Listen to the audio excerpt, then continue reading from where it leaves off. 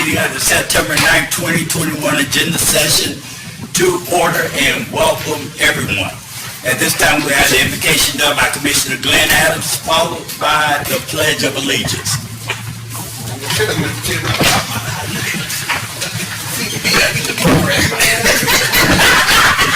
It's not going to be here a long time today anyway. And we can bow our heads. Dear Heavenly Father, we come once again. We came just the other day. We come every day, Father, to your throne because we know that that's where you are there for us, that you will encamp around us, you will take care of us, and we always seek your guidance in your face. Father, we ask you to touch everyone in this room today. May their heart be used for excellence in your name. Father, we ask that everything be done decent and in order. Father, you know that each one of us are just trying to be the servants that you asked us to be, to serve our citizens of Cumberland County, and to take care of one another. Father, I ask you in Jesus' name to be able to bless us today. In Jesus' name we pray. Amen. Amen. I pledge allegiance to the flag of the United States of America and to the republic for which it stands, one nation, under God, indivisible, with liberty and justice for all.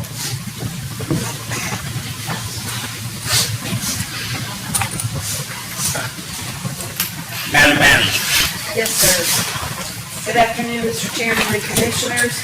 Item number 1 on the agenda is approval of the agenda, and I would ask that the Commissioners would agree to add a closed session for attorney-client under North Carolina General Statute 143-318-11A3.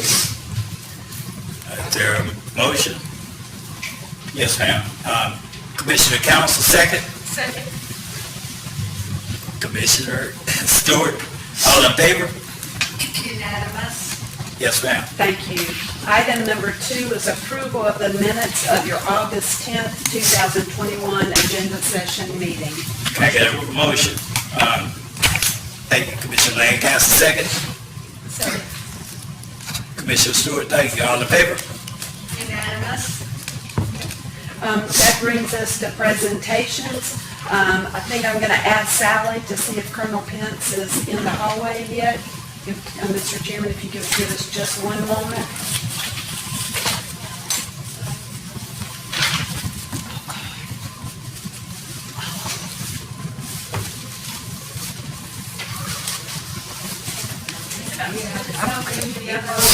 Yes.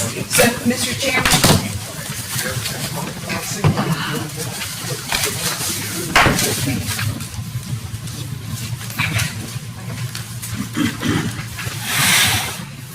Mr. Chairman? Yes. If we could we go to item 3D? Colonel Pence is on his way. Okay. But with your permission, we'll go ahead and hear from Dr. Wilson Lacey about the development plans for the Martin Luther King Jr. Park.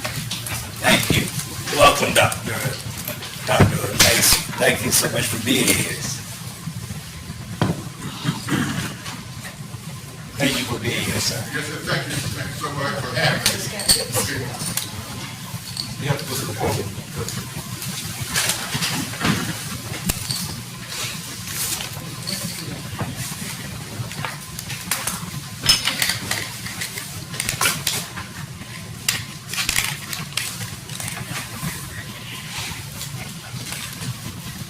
Good morning.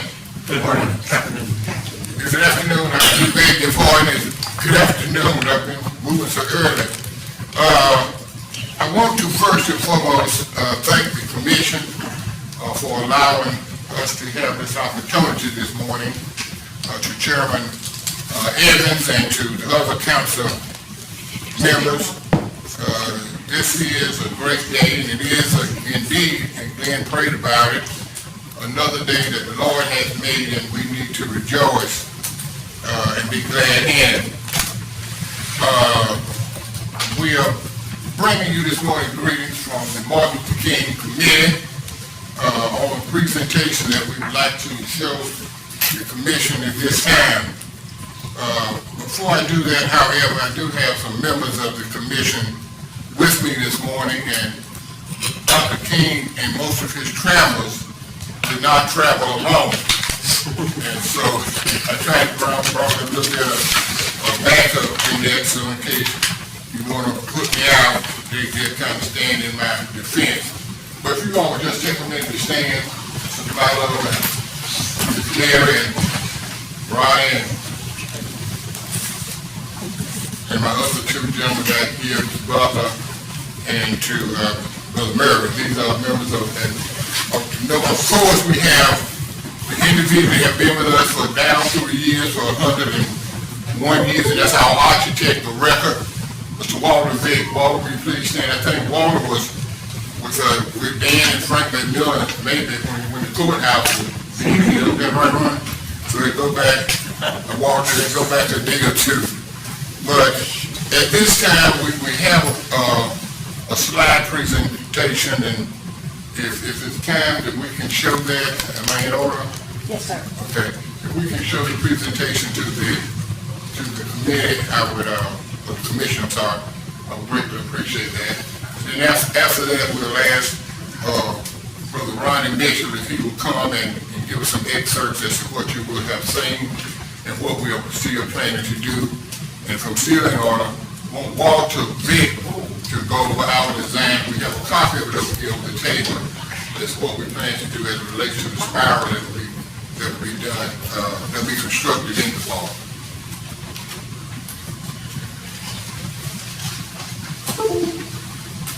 In order to save time, my presentation will be the PowerPoint presentation that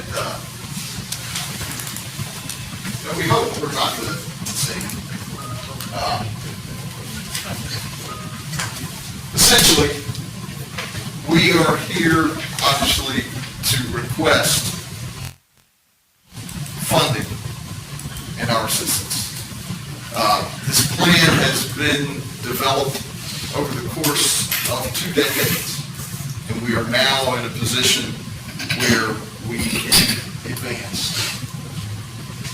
As you know, in 1996, a 13-acre tract of land was allocated to develop the fabled Cumberland County Martin Luther King Memorial Park. That was not its first location.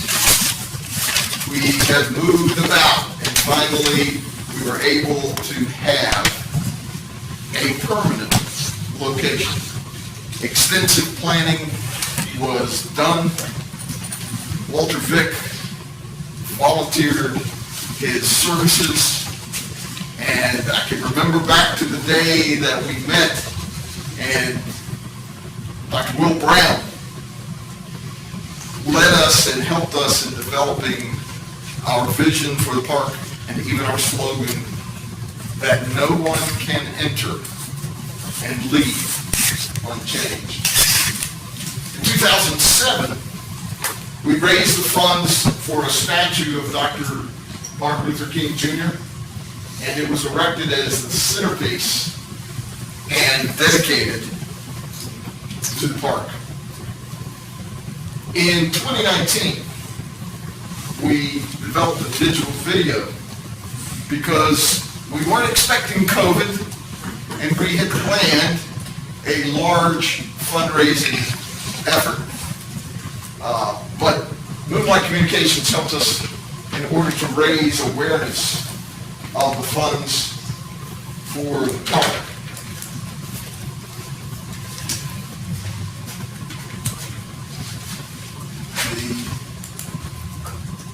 We've had some difficulty with the embedded video, but we try it again.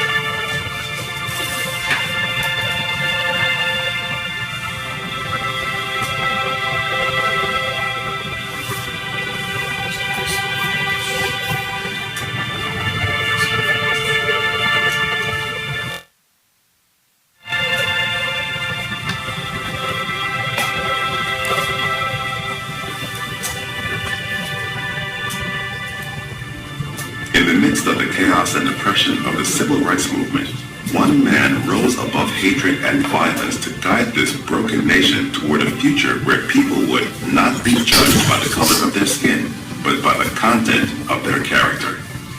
Dr. Martin Luther King Jr., Nobel Peace Prize winner, civil rights activist, and role model for nonviolence, was a man of action and moral conviction.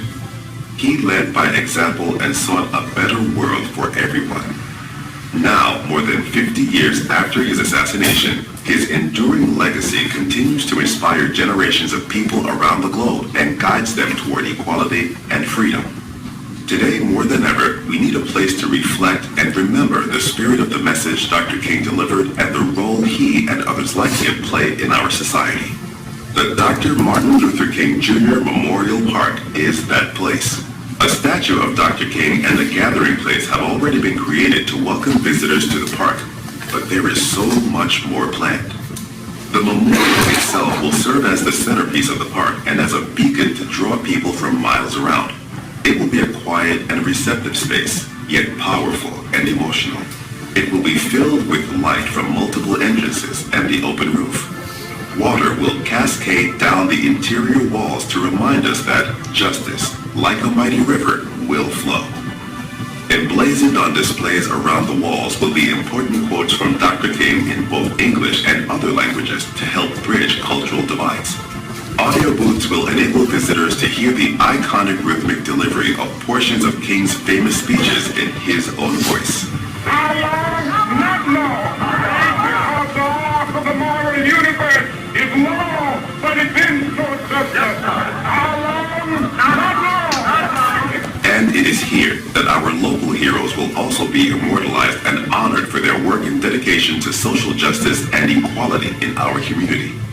The illuminated spire in the center of the memorial will rise, casting its light far and wide.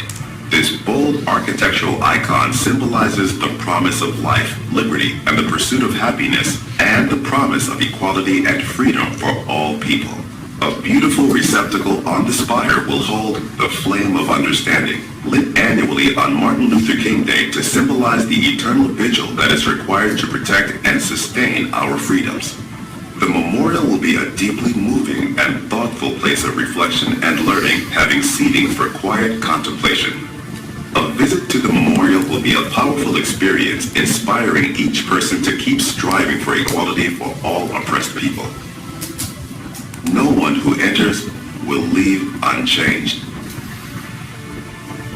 Dr. King said, "Faith is taking the first step, even when you don't see the whole staircase." The first steps in creating this memorial park have already been taken when the city of Fayetteville donated the land and assisted with the design fees for the park's initial phase, enabling the construction of the gathering place and the statue. Now it is time for all of us to work together to complete this sacred space to honor our past and gain inspiration for our future. Together, we can build a better tomorrow. Dr. King's vision of true social equality in the United States is still quite far off. That's why there's no better time than now to build this memorial to keep his inspiring words and vision alive. Please support the Dr. Martin Luther King Memorial with your gift of any size. We will not stop until the memorial is built and continues the powerful work of social justice in our community. We must keep moving. We must keep going. If you can't fly, run. If you can't run, walk.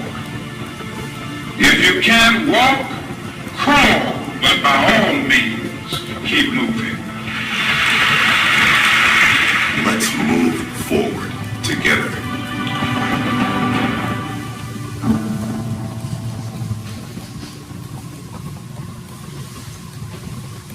And that's why we're here, because we kept moving.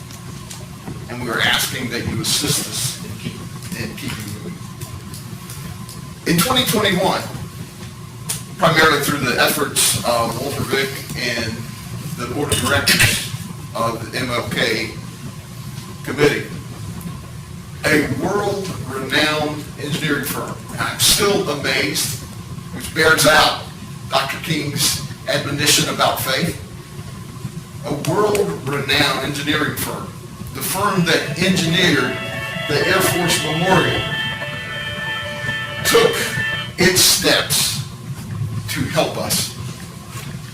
They have agreed, even though this is a small project by their standards, they are so interested in it and what it stands for, that this world-renowned firm that created the Air Force Memorial in Washington, D.C., that has created all sorts of engineering to support architecture throughout the world, became committed.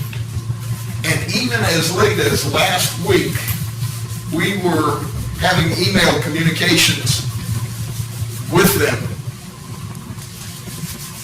The fees that they had charged are insignificant compared to what they ordinarily do. But this is a complex architectural design. It's not like putting up a flagpole. And the complexity of it we will not go into now.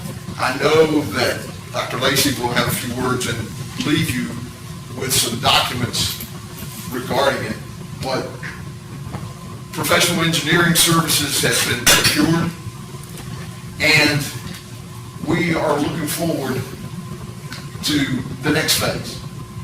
The construction phase, assuming that we can acquire the funding, will commence in March 2022 and has a budgeted range, and I realize this is a broad range, but because of construction costs and particularly the cost of steel, the way it's fluctuating now, will be between $4.5 and $6.5 million. But the dream and the work continues.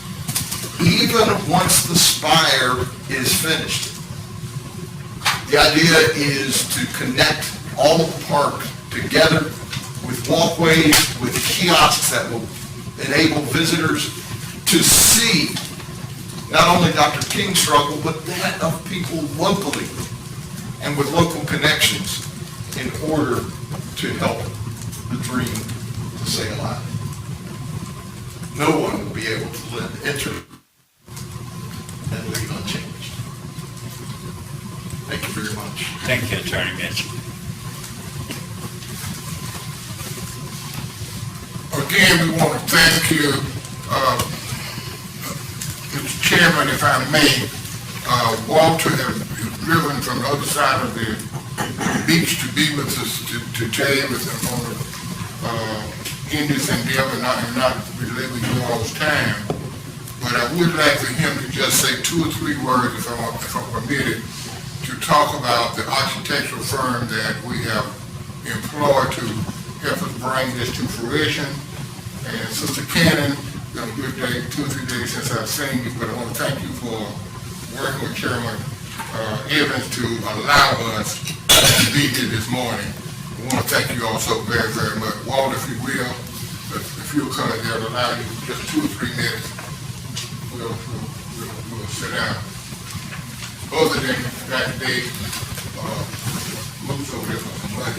I'm glad to see I'm not the only one that has grayed a bit since I stood before this group. It's been a while. This building, that the building is still around. Share something of the abuse privilege that I ran across. This was thanking a group for the honor to have the opportunity to share regarding the ongoing effort of the living memorial to Dr. King and those others in the community that have helped make life different. For those of you unfamiliar with the project, this involves, again, what you've already seen. Our goal is very simple: to create a memorial to this man and to local people like him who have made a difference. Our desire is to create a place where no one shall enter and leave unchanged. To accomplish a charge of this magnitude, a designer must fully understand and appreciate the subject. To fully understand and appreciate the subject, the added burden of doing this from a light perspective will serve as no excuse if we fail to connect with our audience. Therefore, I'd like to share with you some of my research. But first, I'd like to digress for a moment. When typing this presentation for me, my secretary, whom I suppose would be cataloged as black, though she's almost as light-skinned as I am, pinned a note to a word asking if it might not be a bit controversial. The word is Negro. I told her that I had the same concern as to whether I should use the word black instead, but since I was immersed in Dr. King's speeches, and that was a word he used, I had decided to stick with it. We proceeded to discuss the matter of what is appropriate or politically correct, and how that has changed over time. Color, Negro, African American, black. She further related the difficulties she was having with her 9-year-old son, a bright kid with at least 3 different races in his immediate background. He didn't want to circle other on the forms, but he couldn't figure out which of the others to circle. What a shameful process to put this youngster through, I thought. What purpose does it serve? Shirley and I concluded, since I have some Indian and African blood in my DNA, that we were just good old A1 all-American mutts. And that ought to be good enough. Just something to think about. And I went on with the regular prepared. This is written on a ticket form to an affair remembered by the Chamber of Commerce dated January 6, 2001. So, I now have a niece whose husband is African American. We have had some interesting discussions about the very same subject. They texted me after the George Floyd thing, they have a son, and as to their concerns and fears. So it's been a long time, but a process still important as to what we celebrate.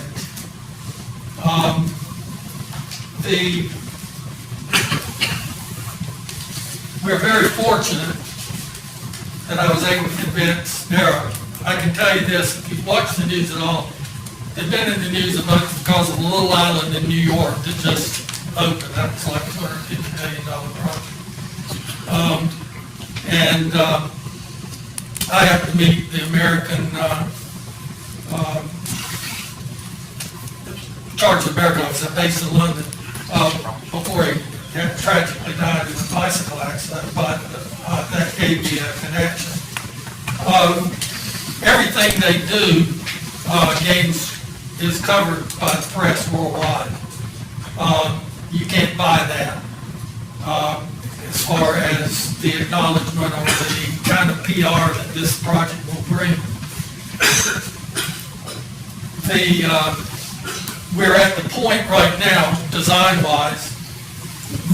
Some of you can see I brought this old working rough model. You see the small one, but that's the part of the spire. And there's some little figures that give you a sense of scale at the base of it. We've worked with them to determine how to build this. And we're right now working with a local steel fabricator to determine what it costs to construct this particular part of the project would be, since this is the key element.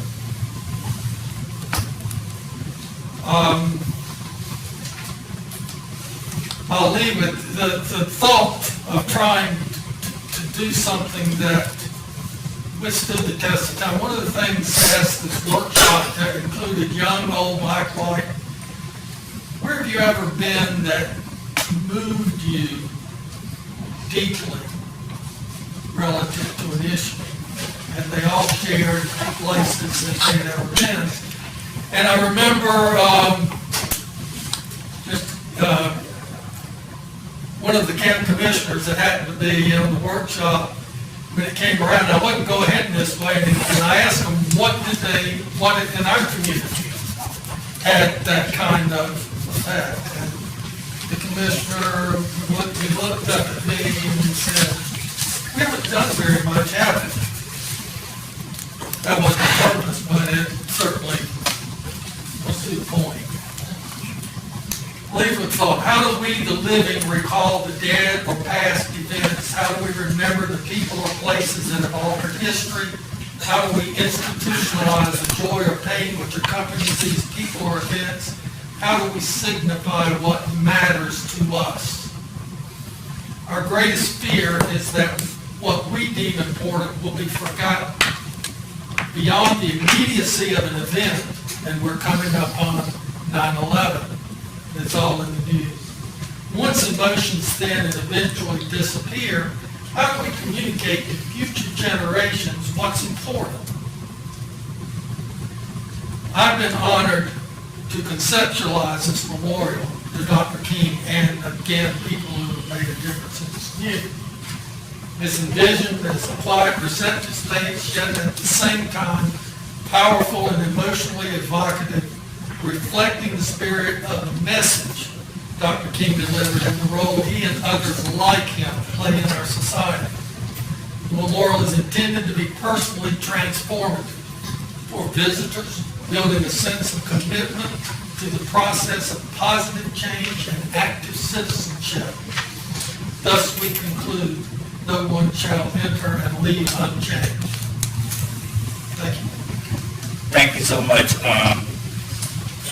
Mr. Biggs. Thank you. And Mr. Wilson Lacey, thank you as well. As you have something else that you want to say, Just sir? want to close with one thing. You know, one main reason we came here is to ask for some funding. And I would be remiss if I left without doing that. Arthur Lane one time said, we were at a favorite drugstore, and a young man came in running for elected office. And this Arthur, so glad that you voted for me. Arthur looked at him and said, well, I didn't vote for you. And he said, what you mean you didn't vote for me? He said, did you ask me? And he looked at Arthur and said, well, no, what I'm asking you all for some fun. Thank you so much for being here today. We have a copy of the presentation of the Commissioner Cannon, and there are two parts of it. Do you want me to just leave it? I'll give it to Mr. White. There's two parts. One stack. Okay. Thank you so much for taking care of that. We appreciate it.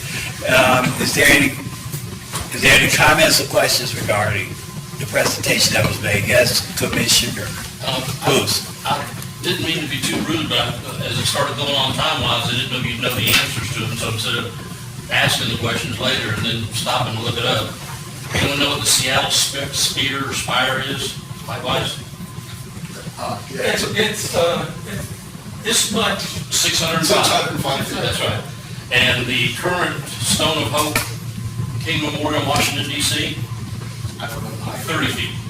So I was a little worried that there was something out there that we were not going to be kind of competitive with. It's kind of like at this time and the vortex of everything that's meeting appropriately, this is the time to do it. So I was worried that if everyone's out there building 300-foot towers, the 100, with all respect and everything, would just be kind of like, hit or miss. But the current one, this will be almost 4 times as tall as the current one that's been in existence in Washington, D.C. for some time now. So, and I think the waterfall in there, many of you have been to, going in and not being moved by ground zero in New York, it's the same type thing. You see all the names of the deceased, and then there's just nothing but slow water running down the walls there, and it's just the breeze from the water, it's very, very contemplative to move it. We didn't mind them using our idea. Seriously, Commissioner, I do want to give Walter an accolade. When he presented this to us more than 2 decades ago, that's how far ahead that he was, and how far ahead we planned, but we knew that it was going to take us 20 years to get the position that we could do it. Another accolade a lot of people don't know is that you and Dan, as part of the original design here, made this additional whole 2 more floors. Everyone starts talking about moving out, moving this, and we can still move up if we have to, find a parking. And if there's anyone in the room that didn't think that we were going to be asked for some money when Russell Lacey. So we can give you Okay, thank you very much. Thank you very much. Are there any more questions or comments regarding this presentation?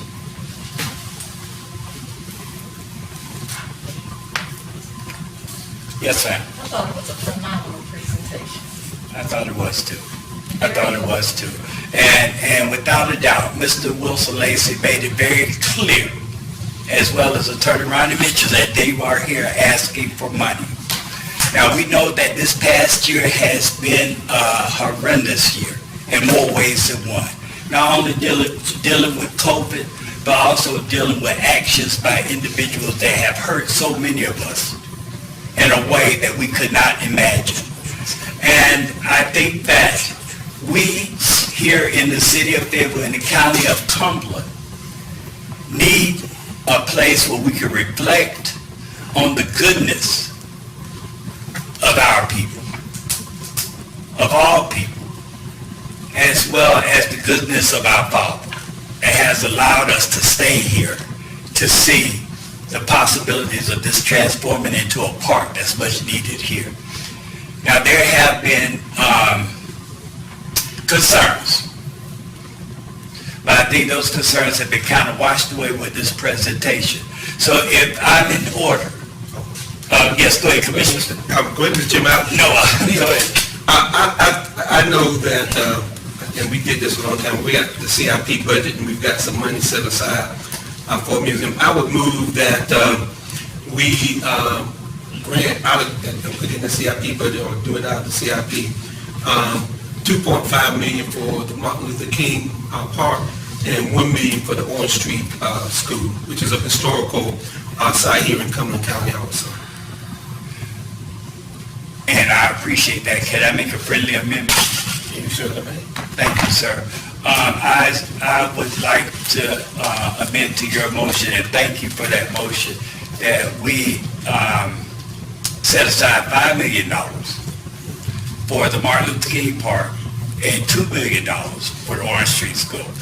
The reason for that is because we were told about the price of steel and everything has gone up. And so, if you don't mind, sir.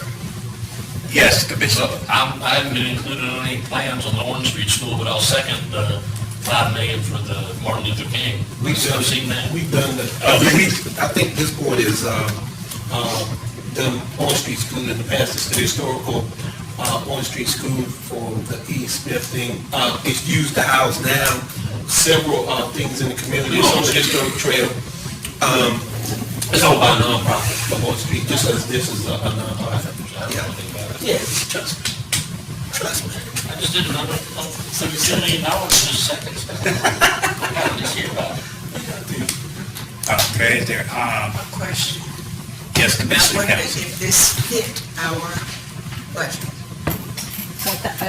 If I understood the motion by Chairman Evans, it was to look at our capital planning model and to take it out of the capital investment fund.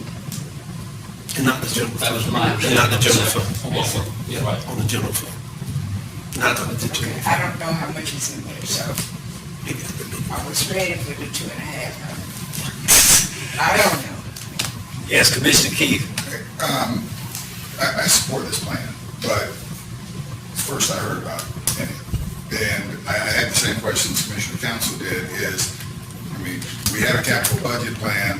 I was not aware that these type of numbers were ever involved in that capital. So I'd have to ask the manager, you want to take it out of there, but what is going to be delayed or what is going, That's a big ask for right, we're doing $7 million on something that some of us haven't even heard about at a time. And I do support the project, but we have to be pragmatic to be able to fund it.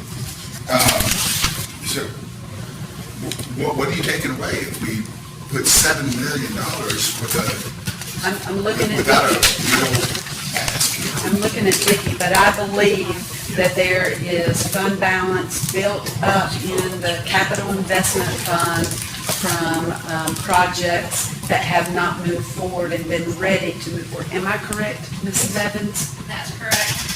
And this past year, we had a reimbursement from the land and the building purchase from the EOC that got put back into the debt model. That was significant. You said some things that didn't happen.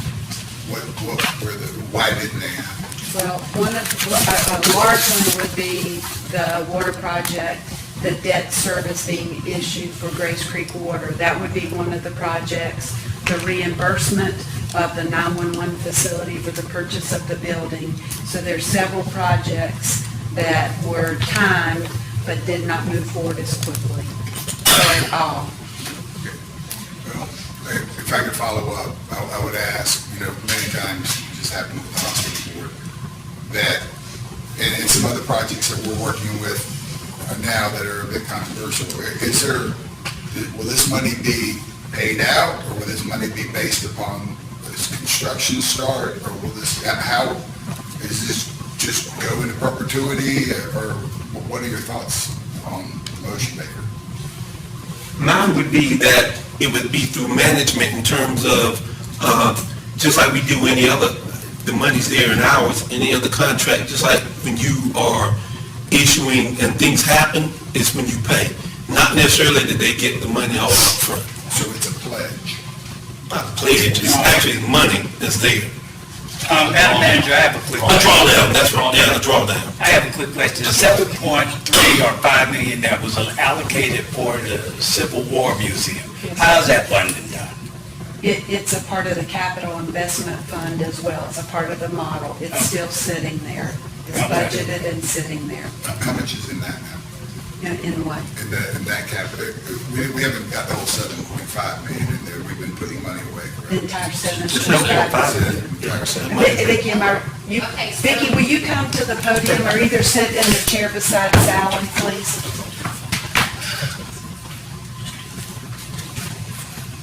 Okay, so within the model, the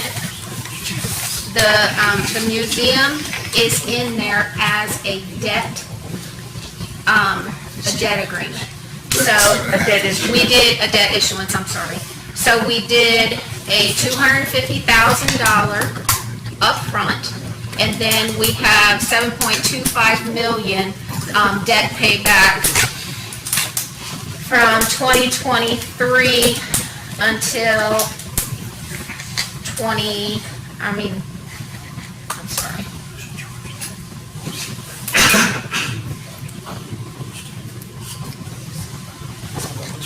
$242, so 20 years. So we're paying that debt back. Correct. And it's just in the model. It's just in the model, though. Mr. Chairman, and I know you went up to 5 million, and I saw where, because I think, one, I've always believed that they need to raise some money on their own too. Everybody needs to raise some money on their own. I mean, I think that's what we required of the Civil War Museum. We required them to come back. I remember that long thing. So I would, Well, one second, before you make this substitute, I got a quick question. Did the Civil War Museum come back with us with money that they have raised? They're in the process of raising money. I'm in the process of That's why they didn't determining. get paid out. Okay, go ahead. That's why they And didn't they get still paid out. don't have the allocation formalized from the state. They still don't. Thank you. Thank you so much. So I guess to my original motion, if you don't mind, of 2.5, I think that would get every, wasn't it 2.5 that I said? 2.5 and 1. 2.5 and 1. And I think then, if and we can see where it goes then, I do know the pandemic stopped a whole lot of folk. You hear about what we did in the ARP with nonprofits, so But I think that's a realistic thing that doesn't gut out our CIP budget and everything. Commissioner Council. Go ahead. You were thinking. No, someone told me that you. I agree with you on that. Okay. That we do the, 2.5, that they can go and use that pledge for other funds, okay? Yes, sir. Rather than going, whole hog. There's so many projects spinning around in my head right now until I cannot intelligently focus on all of these funds and where the money comes from. And not that I have any age on me, but I remember when it got started. Okay? I remember all of that, even the casting of the statue and everything. I remember it. But I want it done and not promised. Mr. Chairman, just because everything always happens. So, if I can change my motion a little bit, of 2.5 to the Martin Luther King and 500 for the Orange Street. Orange Street. Commissioner Booth. I don't know particularly, Mr. Attorney, we had to vote on any of this, because I would second that one, because I'm not trying to derail something, because we are in this time of opportunity. And I've been to Orange Street, it was a long time ago, but I've known about this since Lula Crenshaw was doing it. So, this has been going on some time, it's time to put a cap on it. Commissioner Booth, I think to your question, if you second that last motion that Mr. Adams made, that will be the only motion that has been seconded. That's right. All right. So then I'm gonna call the question. All right.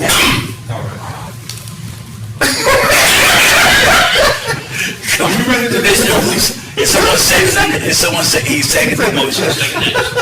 Okay, with regret, I accept that amendment. Okay. Thank you. Now, question. Okay, Qualify the vote. okay, that's vote. All in favor? I believe that is unanimous, thank you. Thank you, Commissioners.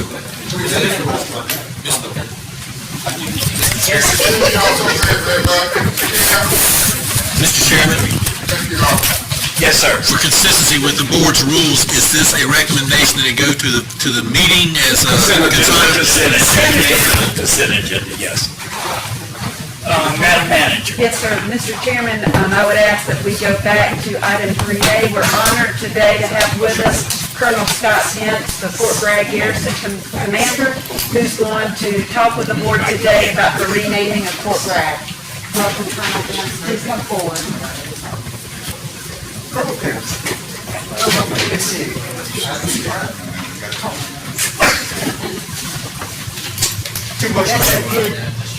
Yes. We ran a little late, but I'm glad we did, so we were able to see that deliberation and see something come to fruition. I can't hear you, honey. He's complimenting you. He's used to talking to young soldiers. I'm used to talking to one soldier. I don't have a hearing aid yet. I'll speak a little bit. Is that a little better? There you go. I'm Colonel Scott Hintz. I'm the Garrison Commander of Fort Bragg, and I'm here to talk about, it's an informational briefing on renaming Fort Bragg. And I tell you, it is an honor to be here today. Me and my family live in your community. My girls I've got one girl in the Cumberland County Schools. We expected to spend 2 years here, and they are already begging me to stay a little longer here. It's making this a place where our family feels at home. And that's what I'm really here for. The people, we have 48,000 active duty soldiers and service members on Fort Bragg. But we have 148,700 retirees in this community.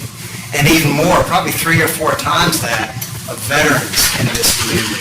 So it's important for us, as we're talking about the renaming of Fort Bragg, to reach out to our community partners. Because as you know, your community is among the most supportive of the military, and especially Fort Bragg, of any you can imagine.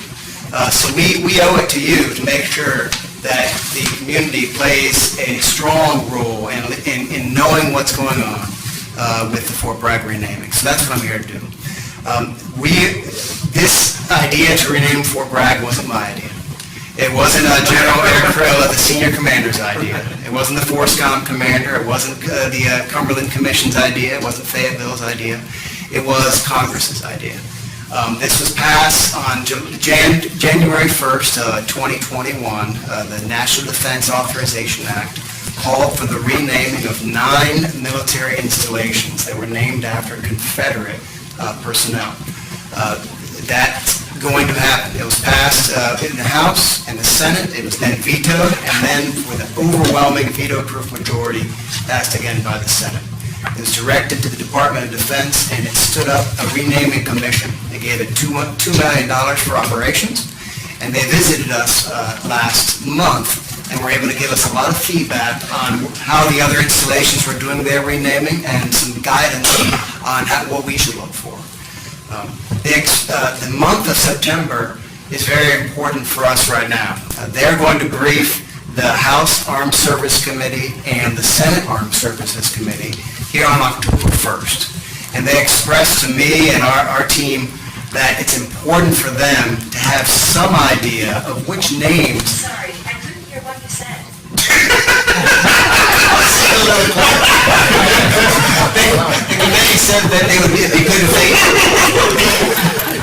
if they knew which names would be acceptable to the community. So here's what we're doing. You may have heard Fayetteville, the city of Fayetteville, agreed to host a Fayetteville virtual town hall, and that's coming up this Tuesday, 14th September at 11 o'clock. They'll physically be at the FAST Center, but it's going to be mainly on their Facebook Live platform, on Fayetteville City platform, the Facebook page. That's probably the biggest event we're doing in the month of September to bring in as much of the community as possible. The other ways we're bringing together the community, there's 2 critical web pages. One is the national one that the Naming Commission created on their own, and it goes by thenamingcommission.gov. And if you go to it, you're going to find it's pretty basic. It says, hey, these bases are going to be renamed. If you want to have an idea of what to rename it, input it in. And that's about all there is to it. We've created our own website, and as you know, at Fort Bragg, we do things just a little better. We made our own, and you can get to it from my Facebook page, the Garrison Commander Facebook page. Pinned at the very top is the Fort Bragg survey. And that goes a little bit further. It asks, how long have you been in the community? What is your background with Fort Bragg? And then it lists almost every single name we've ever heard of in a town hall or engagement or a phone call. We've listed them all out there, and you can check block the ones that are acceptable to you as a community member. So that way, it's not really a voting system, but then we can, through that polling, we're able to provide to the panel a better, much more informed idea of what names would be acceptable to the broader community. And those are the methods we're using to give them feedback. In addition, so those are the online ways, the virtual town hall, the web pages. Then we have some humans involved. We formed up a diverse panel made up of some of the community leaders headed by General Retired Dan McNeil, who was the 82nd Commander, the 18th Airborne Commander, and also as a 4-star General, the FORSCOM Commander. He's agreed to bring in his right-hand man, Command Sergeant Major Steve England, who's his co-chair. They often appear together in places. And what we'd like to do is invite a member from your board also to appear in that as a diverse panel, and they will meet on 23 September. So that'll be after the Fayetteville Town Hall. It'll be after a stakeholders invite-only Zoom call, and they'll deliberate and determine what are the 5 names that are acceptable, or maybe they'll have consensus and they say, okay, it looks like we're going to put 1 name forward. I don't know. We'll leave that to them. We would like a representative from Cumberland County. The Fayetteville Mayor and Pro Tem have agreed to, one of them will be out there that day. We also have Harvey Godwin, the tribal leader from the Lumbee tribe, will be there. We invited a man named Dr. Colon from Western State University to represent some of the Hispanic interest in the state. We also have a Gold Star mother, Ms. Patty Ellis, who will be on that board. And we also have, how do you pronounce his name, Nagasone? Mike, the CEO of the Cape Fear River Valley Health System. Nagowski, I mispronounced that, I haven't met him personally yet, but he's agreed to be on that board too, on the recommendation of the Chamber of Commerce. So we're happy to see that. And also Mr. Van Goens will be able to be a member of that diverse panel. So going forward with that, then we have some human eyes, some community leaders who can look at all the names that we have on there and take stock of what the community feels would be acceptable. And the whole goal of this is to make sure that the commission doesn't come into Washington DC and they force a name upon us that we have no relation to, it doesn't have any connection to our community here. Now, I say September is critical, it is, October 1st is big, we don't want to be caught short-footed on there, but we're nowhere near the end of this as the way the National Defense Authorization Act was written. It really gives all the way up to 2024 for the base to be renamed. The Naming Commission's final deadline is in 2022, October 1st. They gave not a recommendation for a name, but a recommendation to go forward for the Secretary of Defense to get a name. But what we know is politics change a lot, and it could be accelerated. So we want to make sure that we do a sprint in the month of September, get the word out, get as many people to go to that survey site as we can, and have a good idea of what names would be acceptable. So there's where we're at. That's about all I have to present the information side, but I'm at your disposal, ladies and gentlemen, for any questions you have. Dan, the President's comments, Commissioner King. Thank you, Colonel, for coming in. I appreciate all the information. I think all of us know that it wasn't a decision of yours or anybody at Fort Bragg. I'm going to make a comment and I have a question. My comment is, my father's a veteran, I'm a veteran, my son-in-law is active duty, all of us spent time at Fort Bragg, and I don't think any of them really knew who Braxton Bragg was. But what they did know is, for my father and my son-in-law, that this was their education. And when you leave Fort Bragg, you have credibility throughout the world. When people know that you were at Fort Bragg, I know that in other areas.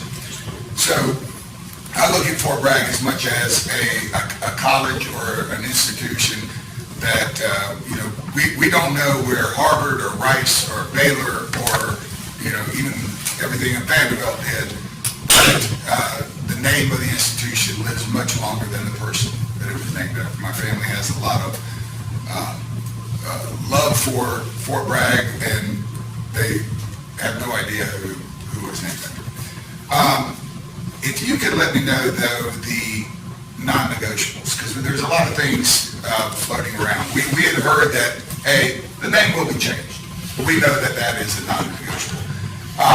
Is it true that they will only consider Medal of Honor winners? No. Okay. Will they consider names not named particularly after individuals? That's a really good point. They will. Names that are associated with virtues or value. Yeah. My brother's All-American, or Ford All-American, or something along that. something like that. They will consider alternate names other than named after individual. Yeah, I believe Fort Hood is pushing toward Fort Honor. Honor. And the irony of all of this is, all these bases were named because of an act of Congress during Reconstruction. So it was a compromise then. So Congress, once again, has created a problem that it's trying to fix. But thank you for your time, and we do appreciate you coming. Thank you. Commissioner Adams and then Commissioner Bush. I just have two, because I went to the meeting they had out at Fort Bragg, and I thought the commission was really into listening to local people to be able to do that. So, but my question would be, as you're trying to get this out, can we tag this on to our website?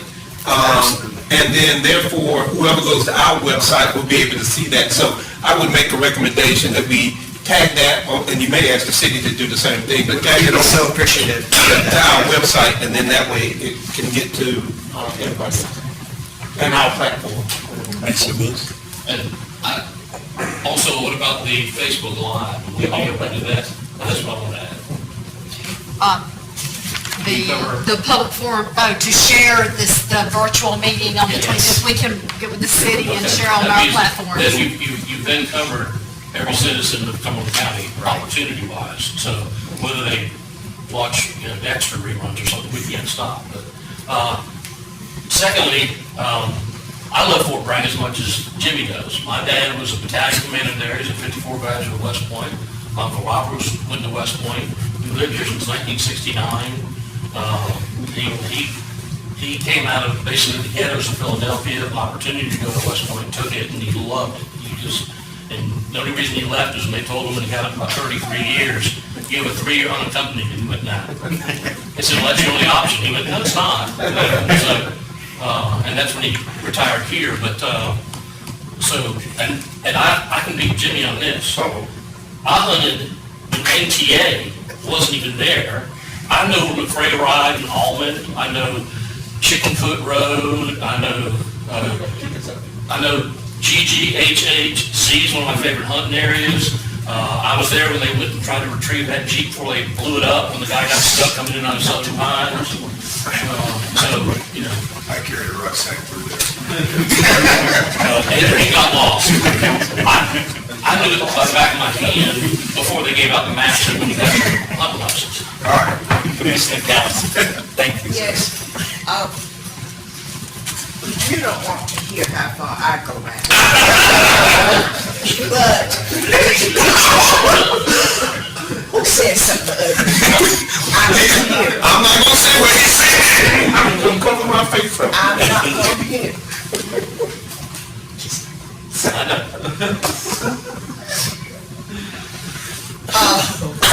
There's a congressman pushing somebody named Bragg. Did anybody get that email? Other than me? Representative Hudson had recommended Edwards to Vesey Bragg.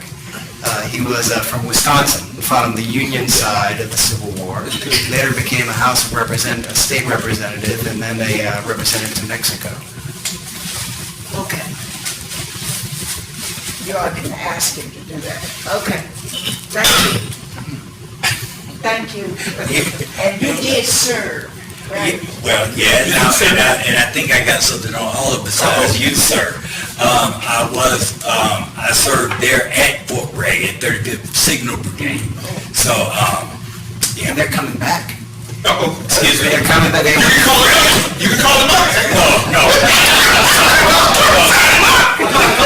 Trust and believe, I was 17 years old when I went in. I've done my time. No, my command brother, Bernard Brogan, he's at Fort Gordon right now. He's going to be here next summer when they bring the brigade back to Fort Bragg. So we'll make sure to have you over. Fantastic. One more question. I don't know if you should go with the budget and everything it is, but y'all used to do an annual full military payback that we got invited to. And I don't know if y'all don't do them anymore, or we just don't get invited. No, last year, everything shut down with the pandemic, so that we're not doing, and to be frank with all of you, this opportunity to come here in person and to engage with the community on this renaming is it's what we need as a base, because we're coming out of our shell now from the pandemic and becoming better members of the community again. If that doesn't get you singing the Stars from Alabama, when you start with the helicopters, and then they get to the mortars, and then pretty soon the bushes that have been beside you the whole time are the snipers that are hitting the 1,000-meter targets. Oh, I spoiled the ending, sorry. We should have All-American Week back into place next May.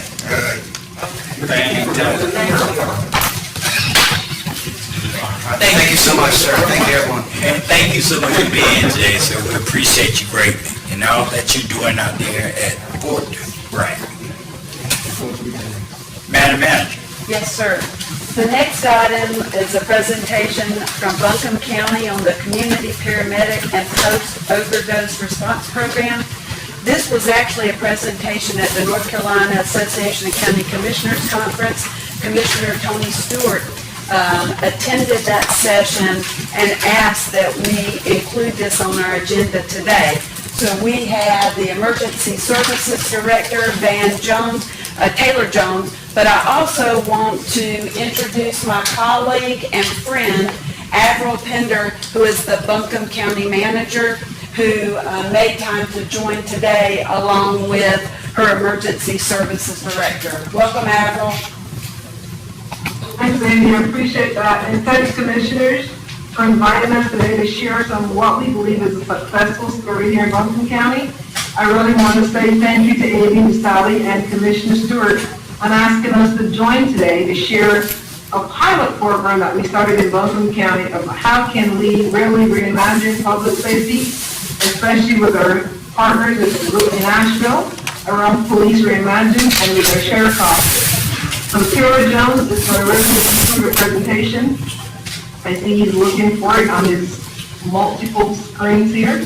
But as soon as he has that up, we'll walk you through that. We're here to take any questions you have, and we'll love to invite you up for an actual visit with this community paramedic should you have any interest in continuing the conversation.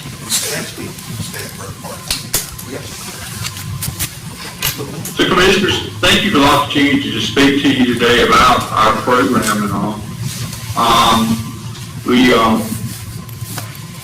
We look forward to sharing this with you here. We'll have in one moment here to pull this up.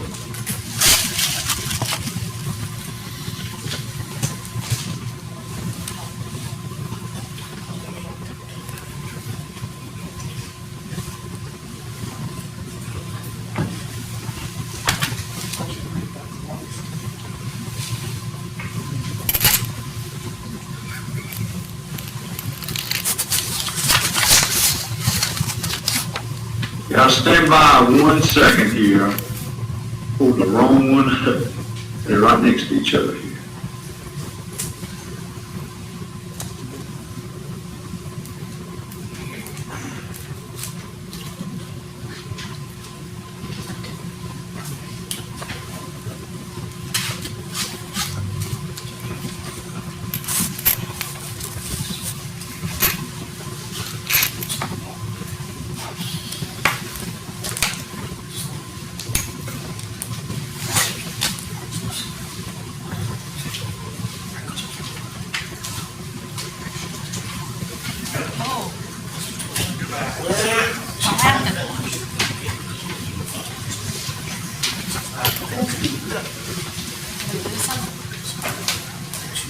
But it looks like Carol left and we'll have to rejoin again.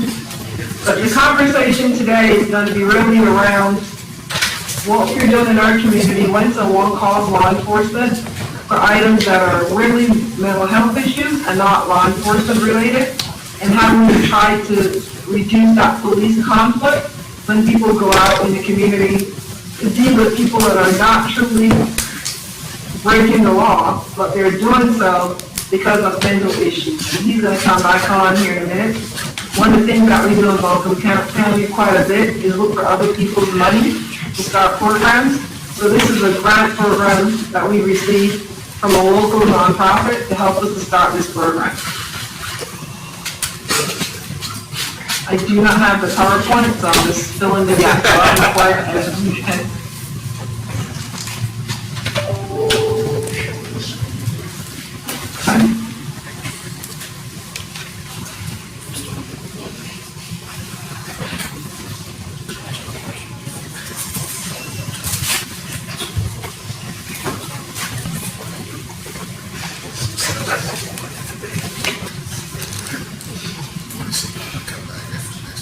Yes, you want it?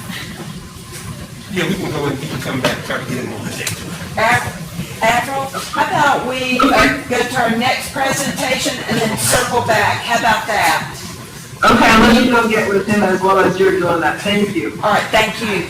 So with that, we'll move to item 3D, which is a presentation by Michael Gibson on the Fayetteville Cumberland Parks and Recreation Makerspace Conceptual Design. Welcome, Mr. Gibson. Did we get Vicky to come back up with her computer? This is information only, no action required. How's all that, man? I looked at that. It said, I Should have been first, we got all that money. No, bitch. No, That's my That's a big makerspace. real.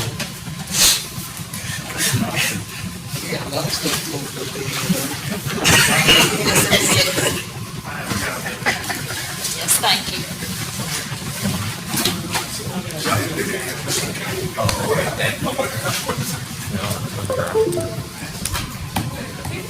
Person doing trial. Doing trial, we got shot. I didn't get shot in trial. Up in Person County. Oh, yeah, oh, they got it. And they invited there. They said, come on. San Francisco. Thank you. Yeah, they got that. 7 trees. Oh, he was critically injured.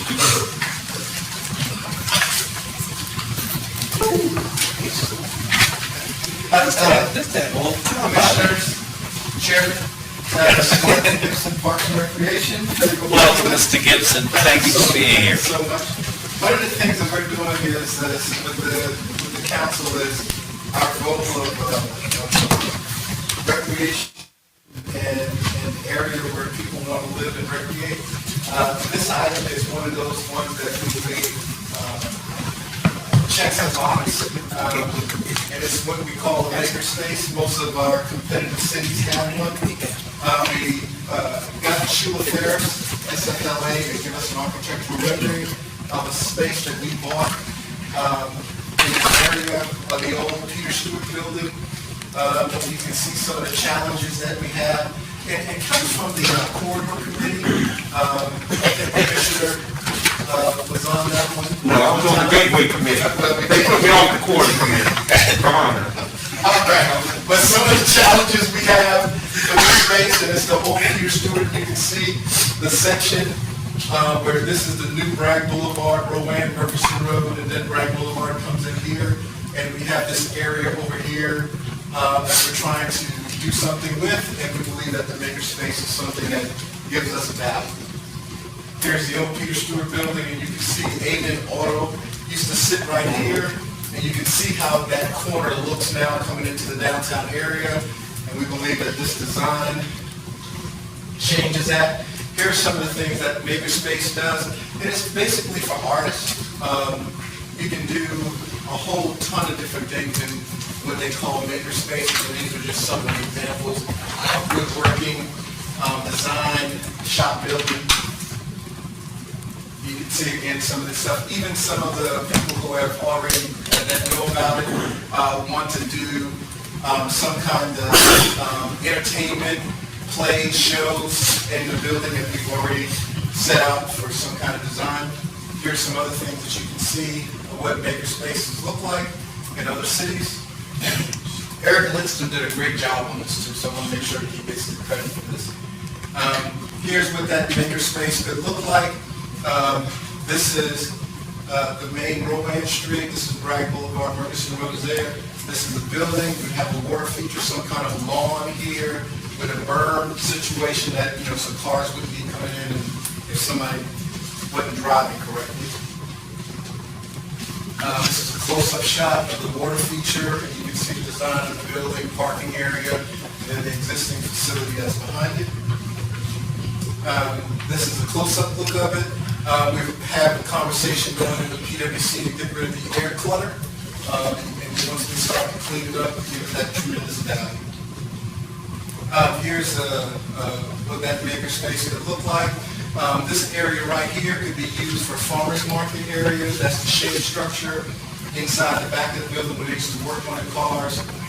That would be your working environment. And then you would have in front, you have that storefront glass where you would have some kind of showplace where people could show their art or their designs.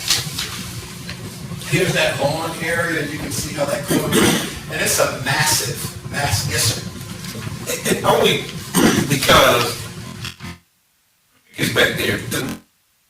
Not down the county site going up and flooding and everything. No, what happened now is... Because where they hit the bridge? Well, yeah, DOT, and DOT changed it, and what, the creek is over here. Well, It's over in this area over here, it runs over here, and they put a massive culvert under the road, okay. so that they would alleviate some of that flooding, so you let more water through. So that you don't have to worry, now the back side of it might flood, but the front side, because the Little Cross Creek comes up under here, and they put a major culvert that goes around, and we're gonna be developing, we've already got architects working now on the other side of the road on Veterans Park 2, so that'll be developed, and it'll be sort of an area where flooding could take place. Where would you have the entrance? That whole intersection is just it's a barrier. You can't even get to, Wade Fowler's. I can't even get over there and get my brisket, man. I have to walk around and get my brisket over there. Y'all get my brisket in over there. And bring it to me, so just, I'm sorry, Mike. I'm just telling you, I just want, just so we don't have a major issue in terms of. And you'll see here in a minute, we're gonna be adding value, because they put a turning lane up here, we can go through the light, turn around, and then come back down. That's what I'm talking about. So they put that value, and you can see how that yard looks from where it is. You got some buffers, and that's the main transmission line, you can't move that. So it comes in where though? Where you driving in at? Where am I Okay, as soon parking? as when Wade Fowler comes in, you're parking here. Okay, I got you. And this whole back wall here, I don't know if anybody, you've been out to the skate park, we have those boards where the kids can do their artwork. We're gonna do that all the way around, so we will screen this out, you wouldn't see. And see how it looks? You would have all of these screens, these boards, that would be artwork, and you could park in here, and all the way around the back.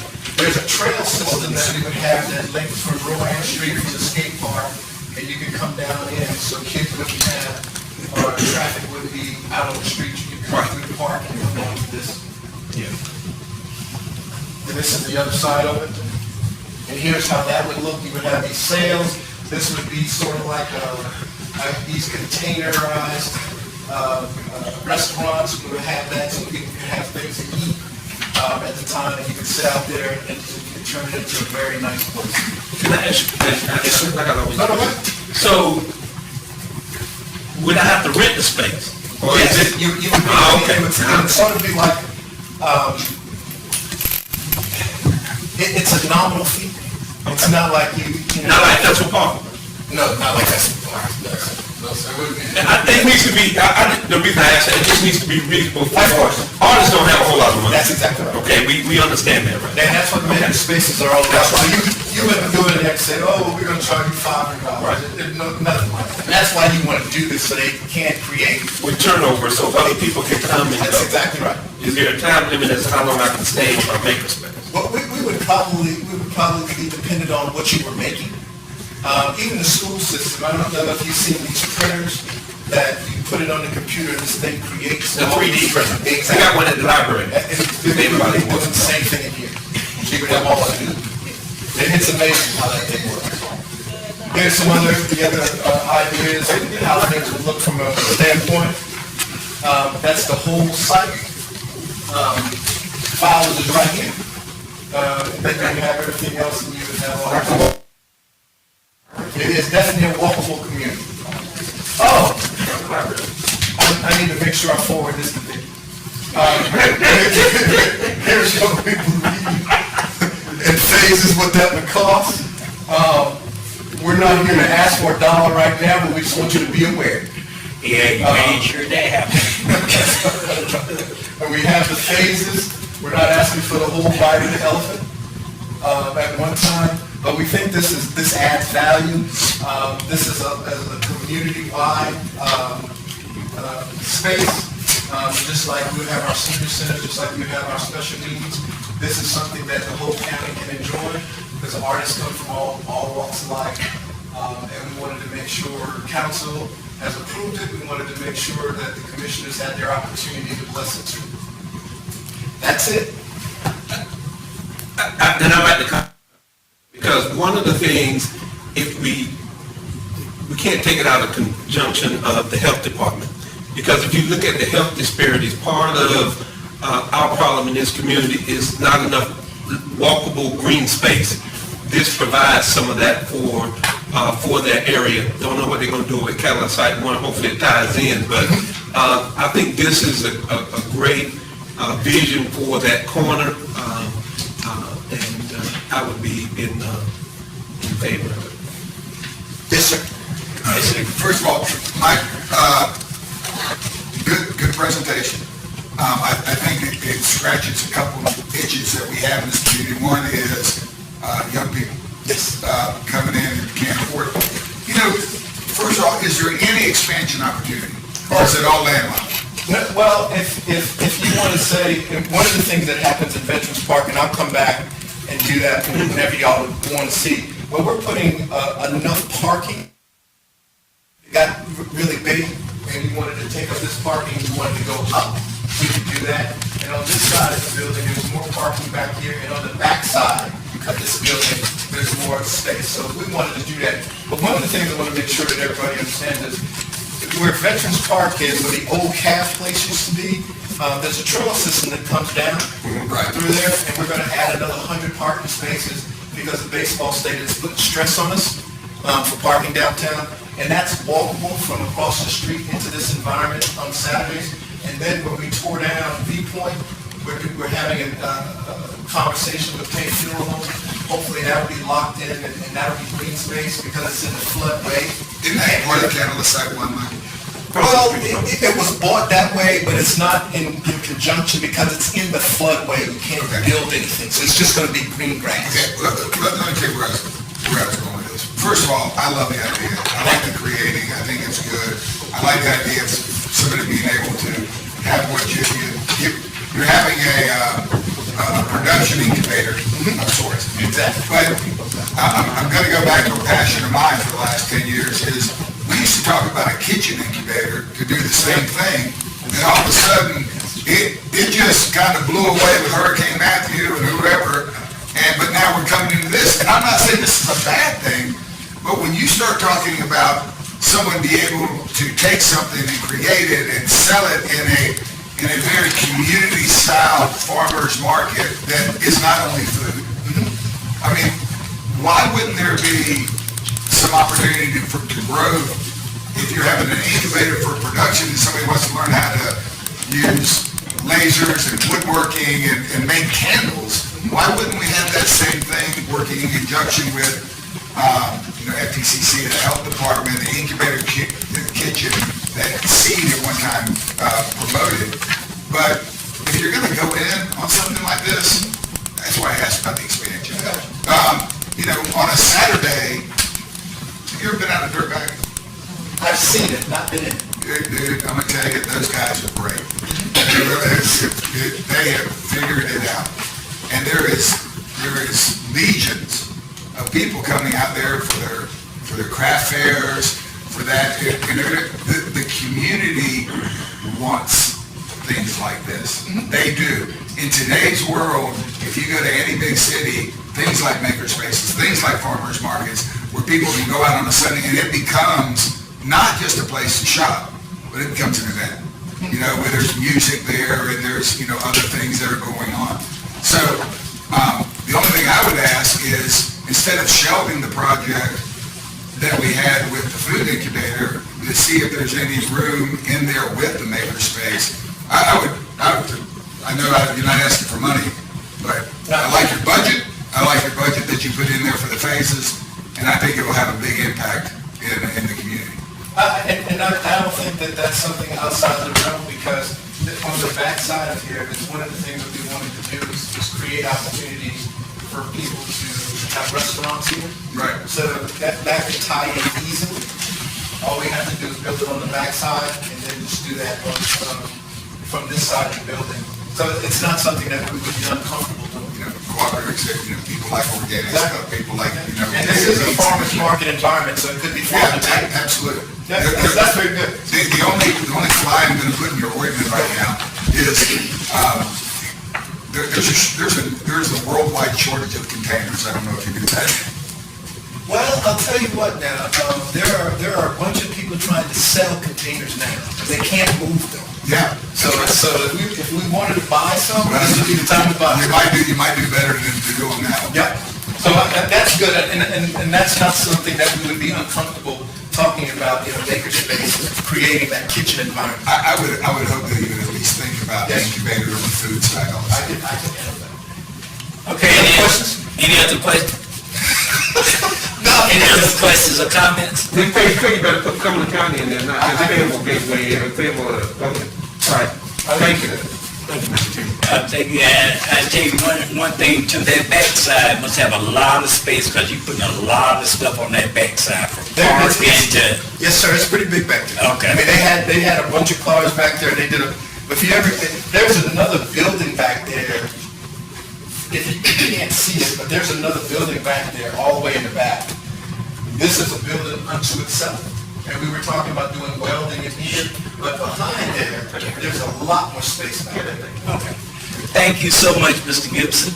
All right, thank y'all. Madam Manager? Yes, sir.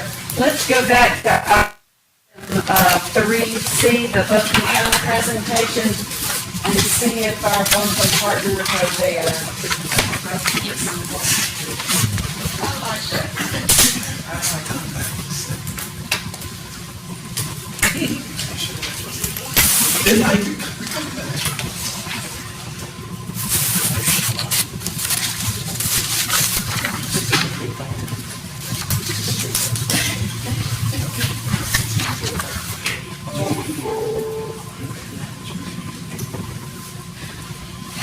We're not gonna bring you up here, are we? Hello? Yeah, just talk about. Avril, this is Amy. If you can't pull up the presentation, can Taylor just give an overview? And so, and I know that we sent it to Sally. Sally, can you pull up the presentation? Yes, I'll get it. And then we can just talk from the slides.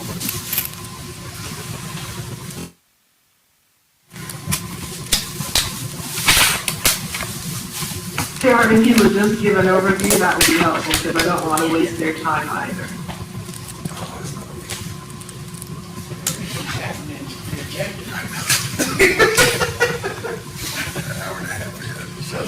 Certainly, I'd be glad to. So as Sally pulls up the slides and the video presentation, and guys, I apologize for having such technical difficulty. I used to be pretty good at go to meeting, but I've got it. We build everything around Teams here in Buncombe now, and got used to that, and this has changed a little bit, so I apologize. But one of the things that I come to Buncombe about 18 months ago as the Emergency Services Director, and one of the first conversations I had with our county manager is a need for a community paramedic team. And she had talked about coming from New Hanover and having that capacity there, and we both kind of envisioned an opportunity here in Buncombe to address both our mental health crisis that we have in the community and the crisis that we have with the opioid crisis. So one of the things that we early on found during the pandemic that was beneficial was a One Buncombe strategy. And the One Buncombe strategy really built around having all of our resources to bear to respond to COVID. But we also looked at how we could respond to the opioid crisis with access to care, starting in the 911 center, and involving our 911 center team around that, giving pre-arrival instructions, talking people through how to get Narcan. We talked about our EMS leading with a community paramedic and a social worker that would respond. And that's part of the One Buncombe Reimagined Public Safety Program now. We have collaborated with the Sheriff's Office that's also doing MAT treatment in the jail, that medicated assisted treatment, because we find that when people get used to using at a higher rate in jail and or before the incarceration, and then they are detoxed in jail, and then they come out and use it at that same rate, that was 50% mortality. So starting that treatment, that rehab, in our detention center, we found really has impacted, our mortality rate of people that we've lost because of these issues. There you go. So, right. Yeah, Taylor, we're not able to play the videos because we had to, we were not able to get those down from your share drive. Okay, well, that's great. So, if we can just go to the next slide, please. Okay. So this talks about, the change team, the community helping address the needs and goals to ensure equity in our community. And, when we talk about that, it's all that team coming together. It's what 911 does, it's what EMS does, it's what the sheriff's office does with their co-responder program with us and their MAT treatment in the detention center. It's also what Justice Services does with providing CIT training for our sheriff's officers and for our police departments, our fire first responders, and our community paramedics and EMS workers. And all of that is the community that is out here, the one Buncombe community that is part of the change team. But also, from a public health standpoint, they bring the social workers to the table, and the peer counselors, which we see is making a big impact in our community. So I'm going to go to the next slide. Next slide. So one of the success stories I want to share with y'all is July the 29th is where I looked at our data last for this slide, and we had 439 contacts with our community paramedic program over this about 7-month pilot program. And with that, we've run about 1,500 calls involving all kinds of different incidents in our community. But what the community paramedic grant is about is responding to substance abuse and the opioid crisis. And with that, 439 patients that we had contact with, we had 93 of those individuals that were successfully referred into some type of recovery program, and had been in that recovery program for more than 3 months and been sober during that thing. So that's a 21.8% success rate in people becoming sober, and we think that is a really high number of success that we're seeing experience, which is leading to our high utilization of folks that we're getting called out for, being a decreased number now. And it's a really good place because we're seeing these numbers drop. And we're feeling good about that and what our program's doing. So we can go to the next slide. So this, so that video is just kind of overview, about where we're at and what we're doing, and shows, out in the street responding to calls. And numerous people are struggling in our streets in this moment of time that we're in. We have both a pandemic crisis going on, from opioids, from COVID, from hopelessness, from substance abuse, homelessness issues, behavioral health issues. So we have to really rethink how we can do public safety. So our emergency services medical director expanded the scope of our community paramedics to allow us to work in tandem with our behavioral health staff here in the county in public health, and start looking at how we could include mobile medicated assisted treatment diversion in the field. And basically what we found is on the weekends, at night, there's just not these opportunities for people to really seek care during their time, and they fall through the gaps. So what we're doing with this program is looking towards the future of basically providing Suboxone to the patient while they're still in crisis, so that we can get them over that hump so that they can get into a rehab program and have followed-up success. So we can go to the next slide. So this starts with a 911 call. The 911 call coming in, to our 911 operators, and then giving pre-arrival instructions, calling the community paramedic and doing that dual dispatch, so that we're triaging that call, so we're making a decision. What is the patient's needs, and then sending out the appropriate resource.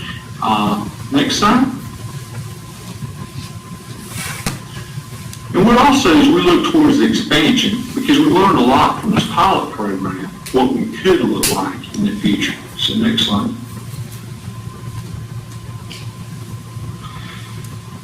So our post-overdose response team right now just concentrates on opioid calls and how we can make a difference and impact our death rate. One of the strategic goals our commissioner set is how do we eliminate opioid deaths. So we're making great impact with that, but as we lean forward, we want to add MAT assisted treatment to actually foster getting people off of drugs and long-term recovery. Next slide. Next. So our MAT would work with our post-overdose response time to actually create around Mayday, one of our health care providers here, the Buncombe Bridge to Care pilot. And with that, we would have our community paramedics and healthcare workers, our peer support folks, work with our jail reentry services so that when people are discharged out of our detention center, they would be discharged into a post-overdose recovery program and be receiving Suboxone.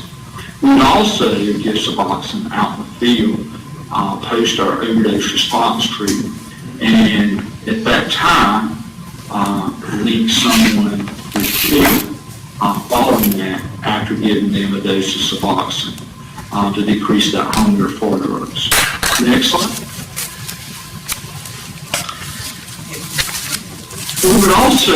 We're looking for the homeless outreach shelter team. So one of the things that I keep discussing with our commissioners is that there's really not a need to expand the community paramedic program much beyond the MAT phase if we're not doing a homeless outreach shelters. If we don't have shelters in place in places to take people, then we just keep going to the same calls over and over after hours, because these folks don't have those wraparound services.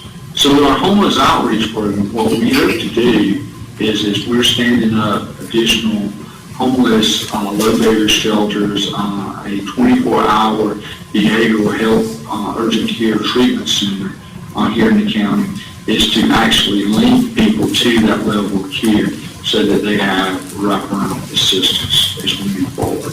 Next slide.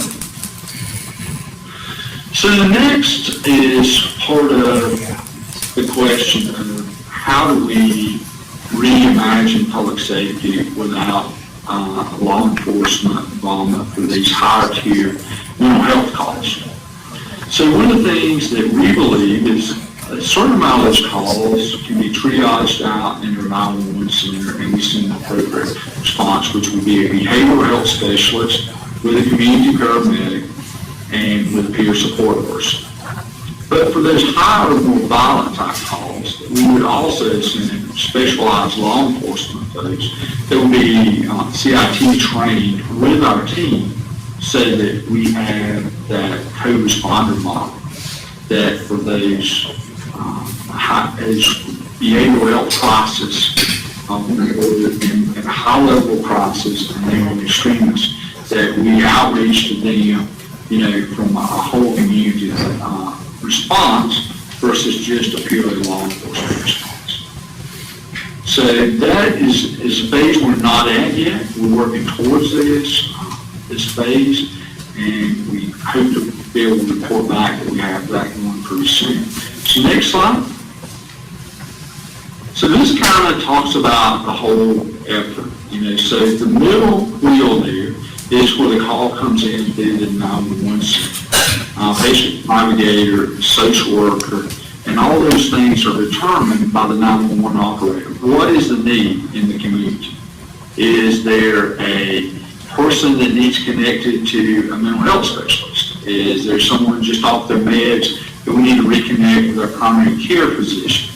Is there someone that needs to get in drug recovery?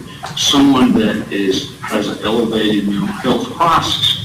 And based on that triage, we would send out a community paramedic team that would be made up of a community paramedic, a mental health specialist, a peer support, or a community healthcare worker, depending on what the need is and what is happening with that patient at that time.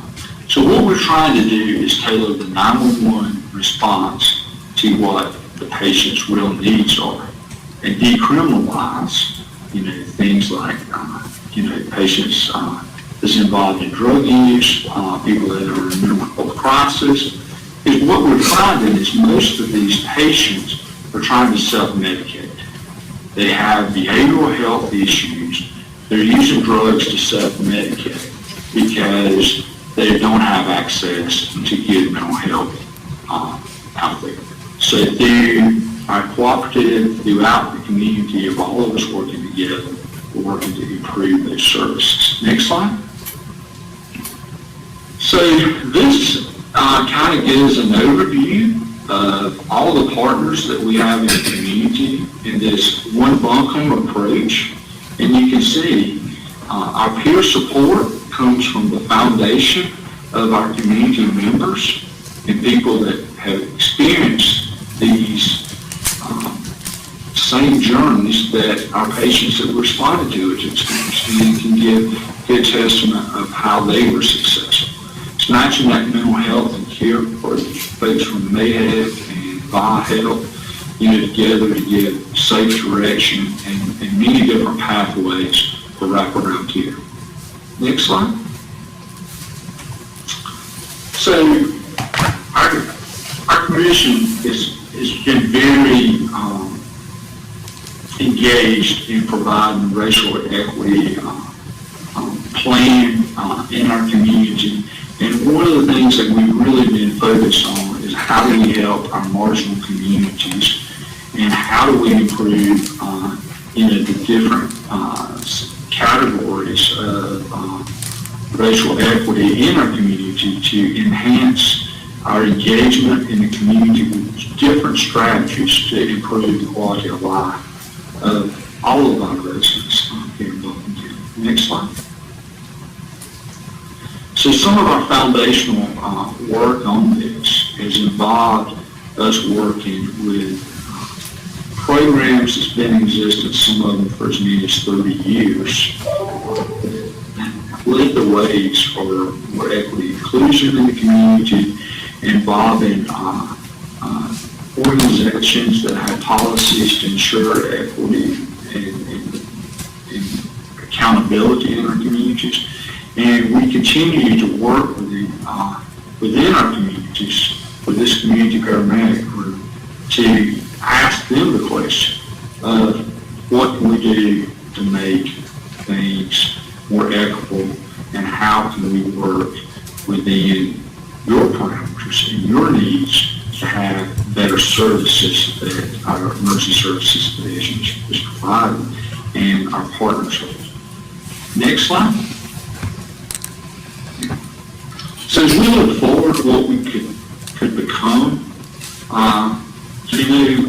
it's all about working together. It's about expanding the community paramedic program with not actually knowing the exact course of where we're going completely, but just focusing on how do we lessen our jail population? How do we improve access to the ER? How do we improve access to behavioral health in our community?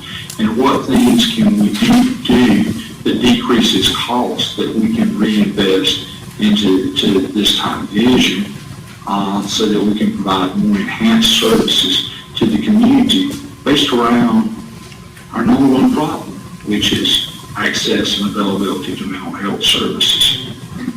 So with that, that concludes my presentation. Do y'all have any questions? Are there any questions or comments? Commissioner Stewart? Any As we wrap up, can I say something anonymously? Sure. Thank you. It sounds like a lot, and it sounds like it's hard to do, but here in Buncombe County, one of the slides showed you how many partners are in our community already doing this service. So for us, it was a convening of those partners. We have from, we call it VIA, I think you might have East Point or one of the other mental health LMEs or NCOs in your community, and really was coming together with those partners, what we call community paramedics. It really looks like an SUV that drives around and checks on people. When the call comes into the 911 center, instead of in the past, we would send a police officer or a sheriff deputy out to a call. Now we're triaging that call and we're saying, is it law enforcement related, or is it mental health, substance abuse, or just indecency and disorder that we can send another resource that is cheaper than sending a sworn law enforcement out there. It has helped to decrease those interactions that we send to TV all the time when you will see a mental health. So it has really helped us to frame how do we respond to those citizens in our community that have no other resources out there. So I just want to let you know, it sounds like a lot, but it's really a rather simple thing to get started on, where you can have the community already doing a lot of this work. You have a lot of partners and nonprofits out there doing that. How we convene them to then refocus what it is that we do in our community. So I just want to add that it's not as hard as it sounded. When he was going through, I was thinking, gosh, this sounds really tough. But it was actually a convening of people that have like minds and like purposes around the table. And you know what, ma'am, when you first started out, you said, you know that this is hard.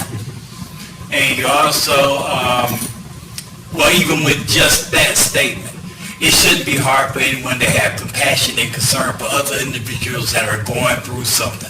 Because I think that we all work for a Health and Human Services Board and for the citizens of our respective county. And everybody goes through something. And so by being on the Health and Human Services Board, no, it's not hard. It's just a matter of wanting to do it. Any other questions or comments? I don't have a question for them, but I do have a comment. Yes, sir. I don't have a question for them, but I do have a comment. Oh, okay. In terms of, I don't want to hold them up. Okay, is there any question, comment? Yes, ma'am.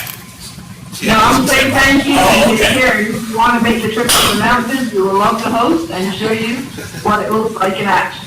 So, Thank you. guarantee you. Well, thank you so much for the presentation. We greatly appreciate it. Commissioner Stewart, is there anything you want to say before your guest? Commissioner Adams has something. No, you can say that now. I'm just going to talk about our community. Go ahead. Thank you so much for the presentation. It was just as good the second time around, and thank you for what you continue to do in your county, and I'm hoping that we will be able to utilize those same talents that you have there. So thank Thank you. you all so much for the opportunity. Take care. Take care. Thank you. Bye-bye. Yes, sir, Commissioner Adams. And I want to thank Commissioner Stewart for bringing this to the forefront. I would tell you, we're not that far from this. And I'll throw it to Commissioner Stewart to be able to do it. Part of what we need, though, is the people at the table. We've already got the crisis part with Roxy and RI and all of that, where people can go. Alliance is already doing some of this in Wake.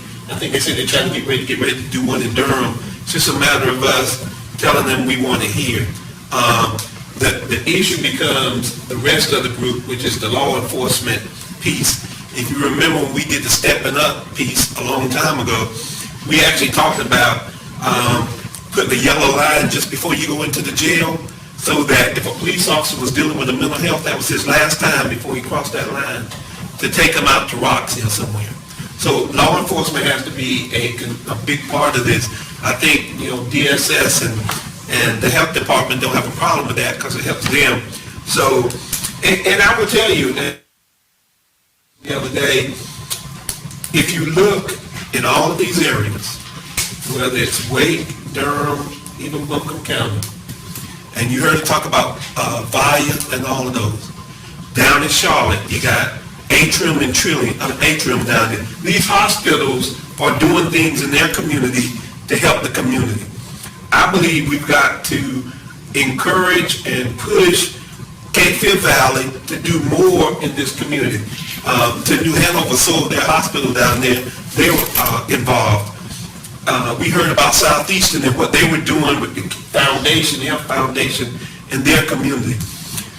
The health department, Cape Fear Valley is the integral big part of this community, and they've got to pour back into this community to be able to make this work. They run the EMS anyway, but this would just be another component to that. So thank you for bringing that, and I think, we need to have an action item and move forward on this. I think it's just important.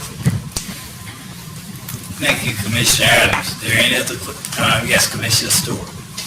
I want to reiterate what they said in the beginning, which is, when is the right time to have a crisis? And with my work that I did and continue to do in the community, there is no right time to have a crisis. And what happens is when someone has a crisis, mental, or something of that nature, sometimes the only option we have is to call the police. They haven't committed a crime, but we have no other options but to call the police to get some assistance. Now Roxy is back open, so we have a resource. But we have to get more involved in our community and meet people where they are. If they're having a crisis, then we create an avenue where they don't have to call the police. And by doing a program such as this, then we lessen the amount of people that have to go into the jail system. We help out the hospital by not having them have to go to the emergency room and sit there for 2 or 3 days until they receive some help. They are in crisis and they are in need. And I would really like to see, and as Avril said, they just have I think it's a Ford Explorer, and they gutted it out and they have people in place. We have people already that can do this. And of course, our EMS again is run by Cape Fear Valley. We have to get people on board. Again, we can't determine when a person has a crisis, and sometimes that crisis is 3 a.m. on a Saturday night. And then what? Alliance is doing it in a couple of other places, and it's running well, and I think that we would benefit with them, with bringing that here and starting this process here and getting more involved in our community and helping those who are not able to help themselves. So if I could make a suggestion, one suggestion I make is that our members who sit on the board of Alliance take it back to Alliance as a need for this county to be able to make it seem like they're looking at it. But I think that's where it starts. That's why we have those board members, for them to take it back to Alliance to say, Cumberland County wants this, we want to get this started. So I'll throw that out to you. Did I miss something? And Commissioner Stewart's point, our county does not do well. We're talking specifically with opioids, our numbers are always up. They continue, they have not stabilized. They continue to go up. I know we're making some action on the preventative part, and I would encourage, whether through the Alliance or whether, that a big part of ARP is substance abuse and mental health issues. And if there was ever going to be a program, and I'm not sure how active is the CIT program still. It is still active. Okay. I know that the city was very involved with the previous leadership, but I don't know where it is now with training and all that. So I just had a conversation with the sheriff a couple of weeks ago, and they are contracting out CIT training, so it is still ongoing. Well, and I'm sure, but Commissioner Stewart, at one time, the goal was, I think it was to have a very high percentage of sheriffs and law enforcement actually trained in crisis intervention. So when they do approach that, they look for alternatives other than, and the fact of the matter is, a lot of law enforcement knew the people because they'll see them time and time again. The same thing with the recidivism into the jail, like they were talking about, was almost 90% when that happened. So, the program has a lot of merit. We just have to have the will and the funding to do it.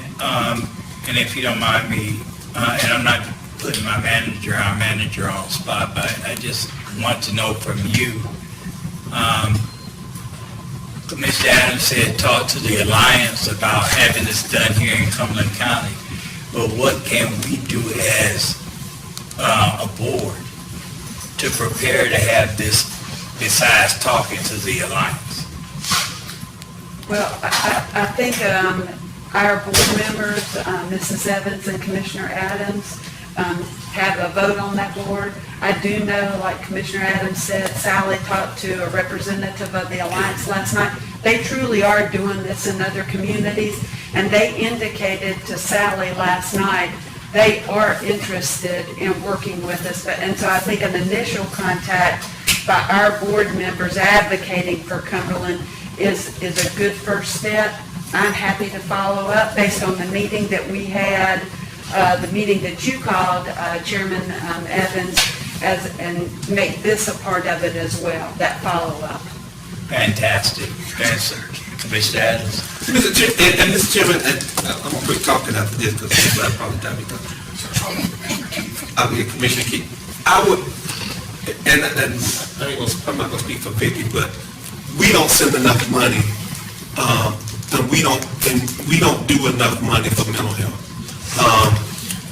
We need to send more money to the Alliance. It's all segregated, so it's all Cumberland County money to be able to do services. They take the savings they get from the Medicaid, match it with our money to be able to do things in our community. That's why Wake and Durham and those, Wake got a whole lot more money than we do. But that's why they got a whole lot more service than we do. We haven't upped what we said to on mental health in how many years? In years. We keep sending that same little bit of amount, but we keep saying we want more done. You can't get more done unless you fund more. And so at some point, I would ask this board that we just need to make that commitment that we're gonna send more money. That's the way, and then we got 4 board members actually up there. It's just the 2 of us just happen to be sitting in this room, but it's 4 of us that's on that board. And then we got a ringer that we keep around in terms of Mr. Holden, but that can help us because he's on there from the Wake County side. But I would tell you the Alliance, we are much more engaged with this community than they've been in the past. And so when you talk about what we need to do, we need to send more money to invest more money in mental health, the opiates, all that, and those programs are there. We just need to be able to have the will and the commitment. And Commissioner Adams, I agree with you. More money needs, if that's going to help us as far as mental health is concerned with the Alliance, we need to do that because as our manager alluded to the fact that we had that meeting and we heard right there that to do that. Commissioner Stewart. I know we've been talking a lot about money. That's what we do, though. That's what we do, right? And we've been talking about parks and museums and everything. But if there was any place to put money into, it's into our community to deal with mental health issues and to deal with these crises. And we would be remiss if we did not, as Commissioner Adams said, put money into our mental health. We have to. We just have to. Well, not only will we be remiss, we'll be doing our community a disservice. Complete disservice. Madam Manager. Oh, I'm sorry. Commissioner Booth. I was going to follow up with that since we're coming up to 2 hours and we're not even out of the first section yet. But, their demographics and their size and everything's a bit different than ours. We don't have any beautiful mountains to look out of windows, whether it's a jail or a treatment center or anything like that at all. You see the smoky mountains or anything. But some of the issues I think we need to get with them on what their numbers are now on that phrase allow paramedics to work with. Who says so? And that's what I'm saying, like Glenn was bringing up earlier. Do we implement that through EMS, through our positions on the hospital board? Is it additional training that we send them to? How much more additional staff is to provide it 24/7? And then the question was, you brought it up, they brought it up, because sometimes these happen on the weekend. I would say that's your spike. I would say your spike is on the weekends. That's when stress hits the all-time level. That's when, people start realizing what's coming down the pike next week. That's when people are out, either appropriately or inappropriately self-medicating. So I think the spike is, what does that do as far as personnel, trained personnel, and how that increases? Yeah, well, then that comes back to my first thing is, we're gonna have to change the mindset of law enforcement officers. That yellow line's all good, like that, but if that's all they've been told to do, trained to do, and been doing for, 29 and 40 years, they're not gonna suddenly go, I think even though she's babbling incoherently, maybe she's just speaking in tongues. I'm just going to take her to jail. So if it's more papers to fill out, they're not going to add to that. If it's going to take longer or they have to wait there until someone comes in from their home or something, then they're going to take them to jail and say, go get them in jail, and then leave that message with the mental health professional that's coming in at some point now that they've been notified. So, and I agree with Mr. Keith. This is the time for, instead of gutting out old Ford Explorers, the ARP money, I don't think we're going to have ARP forever. May have it in my lifetime, but, forever. But ARP should be used for putting things in place, hard things. Gutted out Ford Explorers, a newer one maybe, or something, So this is to buy the equipment, the facilities, prepay some bills, upgrade medical, upgrade the training, but I guarantee you training mental health professionals to, as a result of COVID and ongoing mental health problems in the community is in there. So that could all be done as far as getting our folks trained or new folks hired in just this area. But the money for long-term funding is going to have to come from us, I believe. Now, we can use it as a kickstart, but we're not going to be able to put enough in it to just not come back and see it again in 10 years. So I think we ought to use as much as we can out of the ARP money for putting it in place properly, and then see what it's going to cost to sustain. Well, that was just, of course, an example of what we can do. We can tailor it around our needs. Their county owns their hospital. That's a different story. So our EMS, they run their EMS. Our EMS is run by Cape Fear. So we will need them. I think that's just a matter of them designating a vehicle for that use. And so I really don't think it is as challenging, because I think because Alliance is already doing it. Right. And it's a matter of putting some money there, which we need anyway. So I don't think it's going to be that challenging. And I think that we just need to do it. Mr. Adams. I think, just hearing from Commissioner, this board, I think at some point, and is to take a visit out to Roxy. Roxy does exactly what you say it does, and if we don't understand that, the community doesn't understand that. Is where the police officer, this is no paperwork. You just go to the door, you knock on it because there's no wrong door, and you drop them off and you leave. You go to the jail, you got to do all of the paperwork and everything. So I think that it's important that this community, and it's not just for law enforcement, it's for anybody in the community that's in crisis to go. But I think it's about education and doing that. So thank you. Thank you, sir. Any more comments? Questions?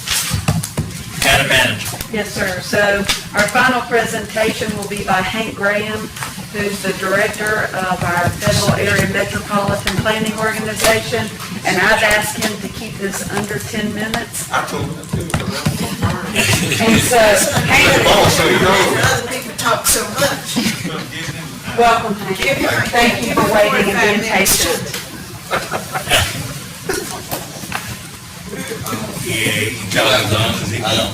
I'll try and go as quickly as I can. The purpose of this feasibility study that was completed the latter part of 2019 was to increase the reliability of personal travel times between the cities of Raleigh and Fayetteville and offer additional options for travelers between the two cities along two corridors, both the US 401 corridor and the I-40 corridors. Provide mobility choices for the two population groups, increase the capacity between two of the 5 largest cities in the state, as I stated, and provide additional mobility, I guess including for the areas included in the study, including Fort Bragg, Wake, Harnett, Cumberland, and Johnson counties. The findings of the study were to assess the suitability of the 2 active rail corridors between the 2 cities that I stated earlier, understand the cost for reasonably implementing such a service, anticipated passenger boardings or the amount of passengers that could possibly utilize the service. And if no fatal flaws for each one of the 2 rail corridors was found, we needed to determine which rail corridor would be studied in more detail in the future. And there were no fatal flaws found with either one of the 2 corridors. We'll talk about that a little more. Study process was pretty much straightforward. It was comprised of staff responsibility split between both the Fayetteville area MPO and the capital area MPO out of Raleigh. We conducted a peer study assessment, which is our cities that had looked at similar commuter rail corridors, Nashville, Orlando, Hartford, Salt Lake City, and Santa Fe, New Mexico. We looked at both the operational assessment of the rail corridors and the performance assessment of the rail corridors. And we had a leadership or a technical steering committee comprised of MPO and RPO staffs, rail companies in the area, local governments, chambers of commerce, and NCDOT. This is an example of the peer study. So for those cities that I mentioned, Nashville, Albuquerque, Hartford, Connecticut, Salt Lake City, Utah, we looked at the length in miles for each one of the corridors. Ours is 61 to 77 miles in length. Similar would be the New Haven, Connecticut to Hartford and Springfield, Massachusetts line, which is 62 miles. Populations similar. Ours is 326,000. Closest is the New Mexico Albuquerque line. Those were the comparisons. So we take that information and then be able to apply it to our study. Corridor recommendations. So this is just a general graphic showing the eastern corridor and the western corridor. Eastern corridor capital costs are much higher than the western corridor, but it's basically, they are, I guess, benefits and detriments based on whatever qualities or characteristics you're looking at for each corridor. The eastern corridor cost estimate is preliminarily average around $170 million, a little higher than the western corridor, which would be around $131 million, due to operational cost. Station construction is around 20 to 30 million regardless. Station constructions along both corridors, that's not a significant difference between the two. The sets of trains, a little different, 17 to 29 million as required based on which corridor you select. Additional right-of-way acquisition would need to be required. I think for the eastern corridor, there was additional right-of-way needed to maintain higher speeds, but to allow additional passings along the existing rail corridor. Eastern ridership was averaging around 13% higher than the western corridor. And the western corridor does connect to Fort Bragg and has both north and southern connections. I alluded to possible speeds, but this, as you can see pretty clearly, the red is the highest speed, it averages around 79 miles per hour. The eastern corridor does have much higher speeds than the western corridor, and the western corridor is almost all in blue, which maxes out at 25 miles an hour for the amount or the distance and everything. It's pretty clear that you may want to consider the eastern corridor. There are other benefits, there's average length and distance is 75.5 miles between Raleigh and Fayetteville, the two stations. And as I stated, differences in speed, differences, insignificant differences in corridor improvements between the eastern and western corridors, but you saw the differences in the speed. Western corridor, it's going to be slower, much slower, but it connects a larger amount of population. The communities of Fear Waves Arena and many other small towns along that corridor could possibly be able to utilize the potential commuter rail service on the western corridor option. The next steps would be that we would need to determine which one of these two corridors, eastern versus western, that we would intend on conducting a major investment study on beginning July 1st of 2022. It would be similarly structured as this feasibility study was done over a year ago.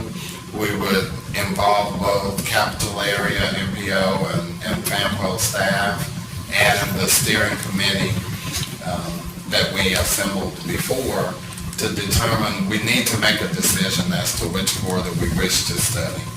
The cost of that detailed study is estimated to max out at around $300,000. That could be split both, like we did with the feasibility study, split by the funding, transportation grant funding, with making it $150,000 for each MPO, and we are required to pay 20% local match for the $150,000 that we would be responsible for.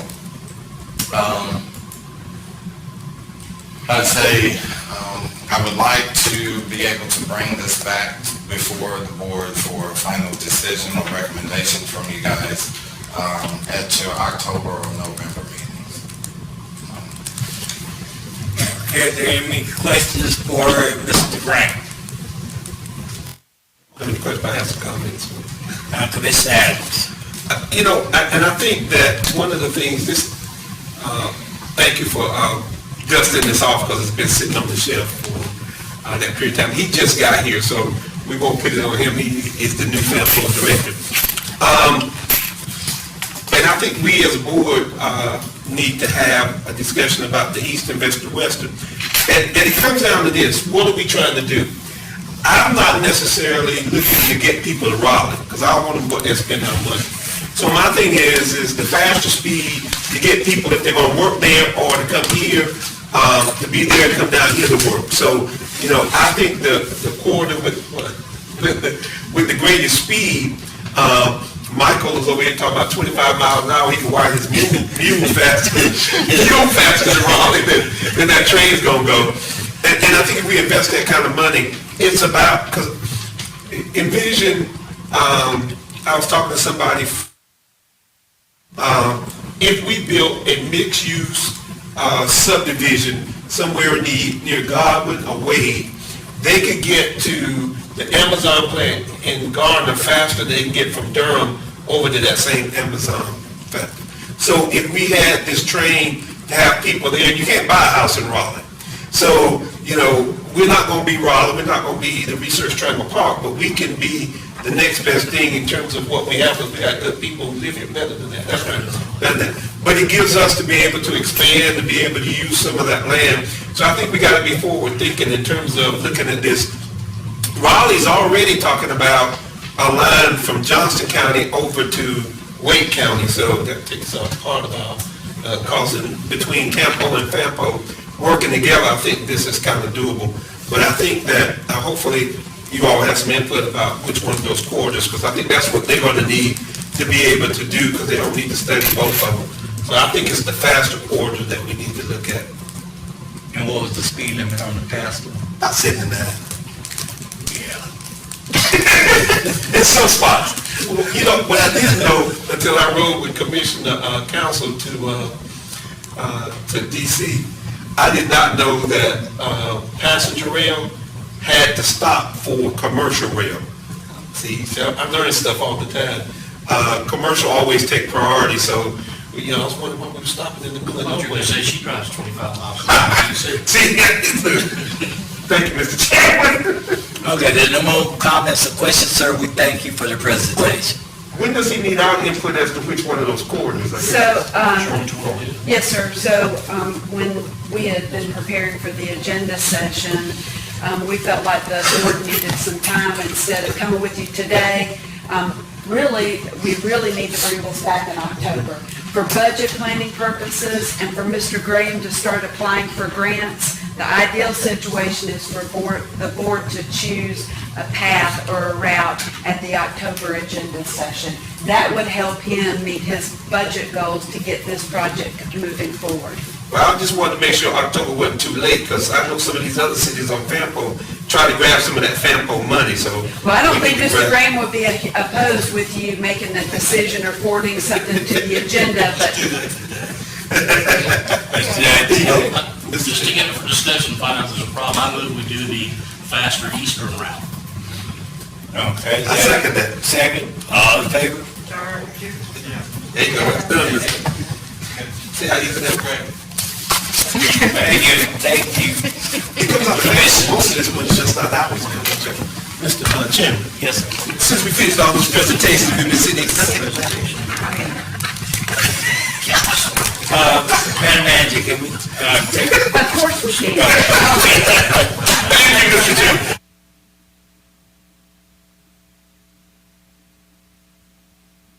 3:20. It's not even 3:20. 3 o'clock.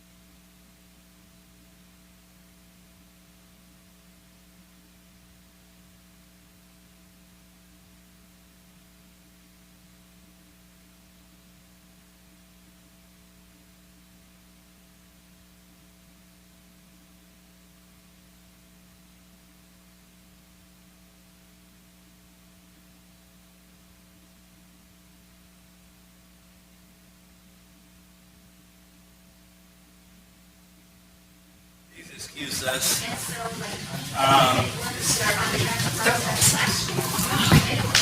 Do I need to?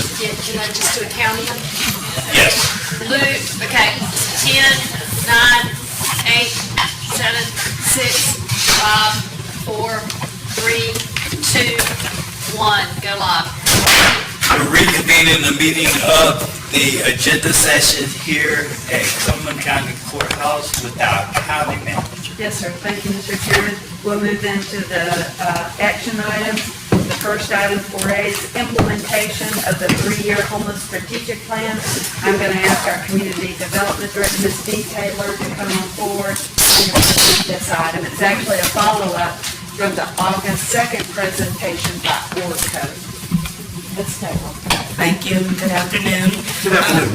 As you recall, the county hired Oracle Consulting Incorporated to develop a 3-year homelessness strategic plan, and this was based off the gap analysis report that they prepared, as well as based off the input that they received from the community stakeholders.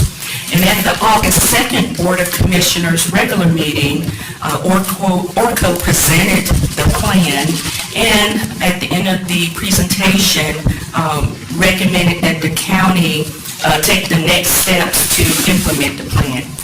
Therefore, county staff is here today to seek direction from the board on engaging Orco and assisting the county with development of an implementation plan.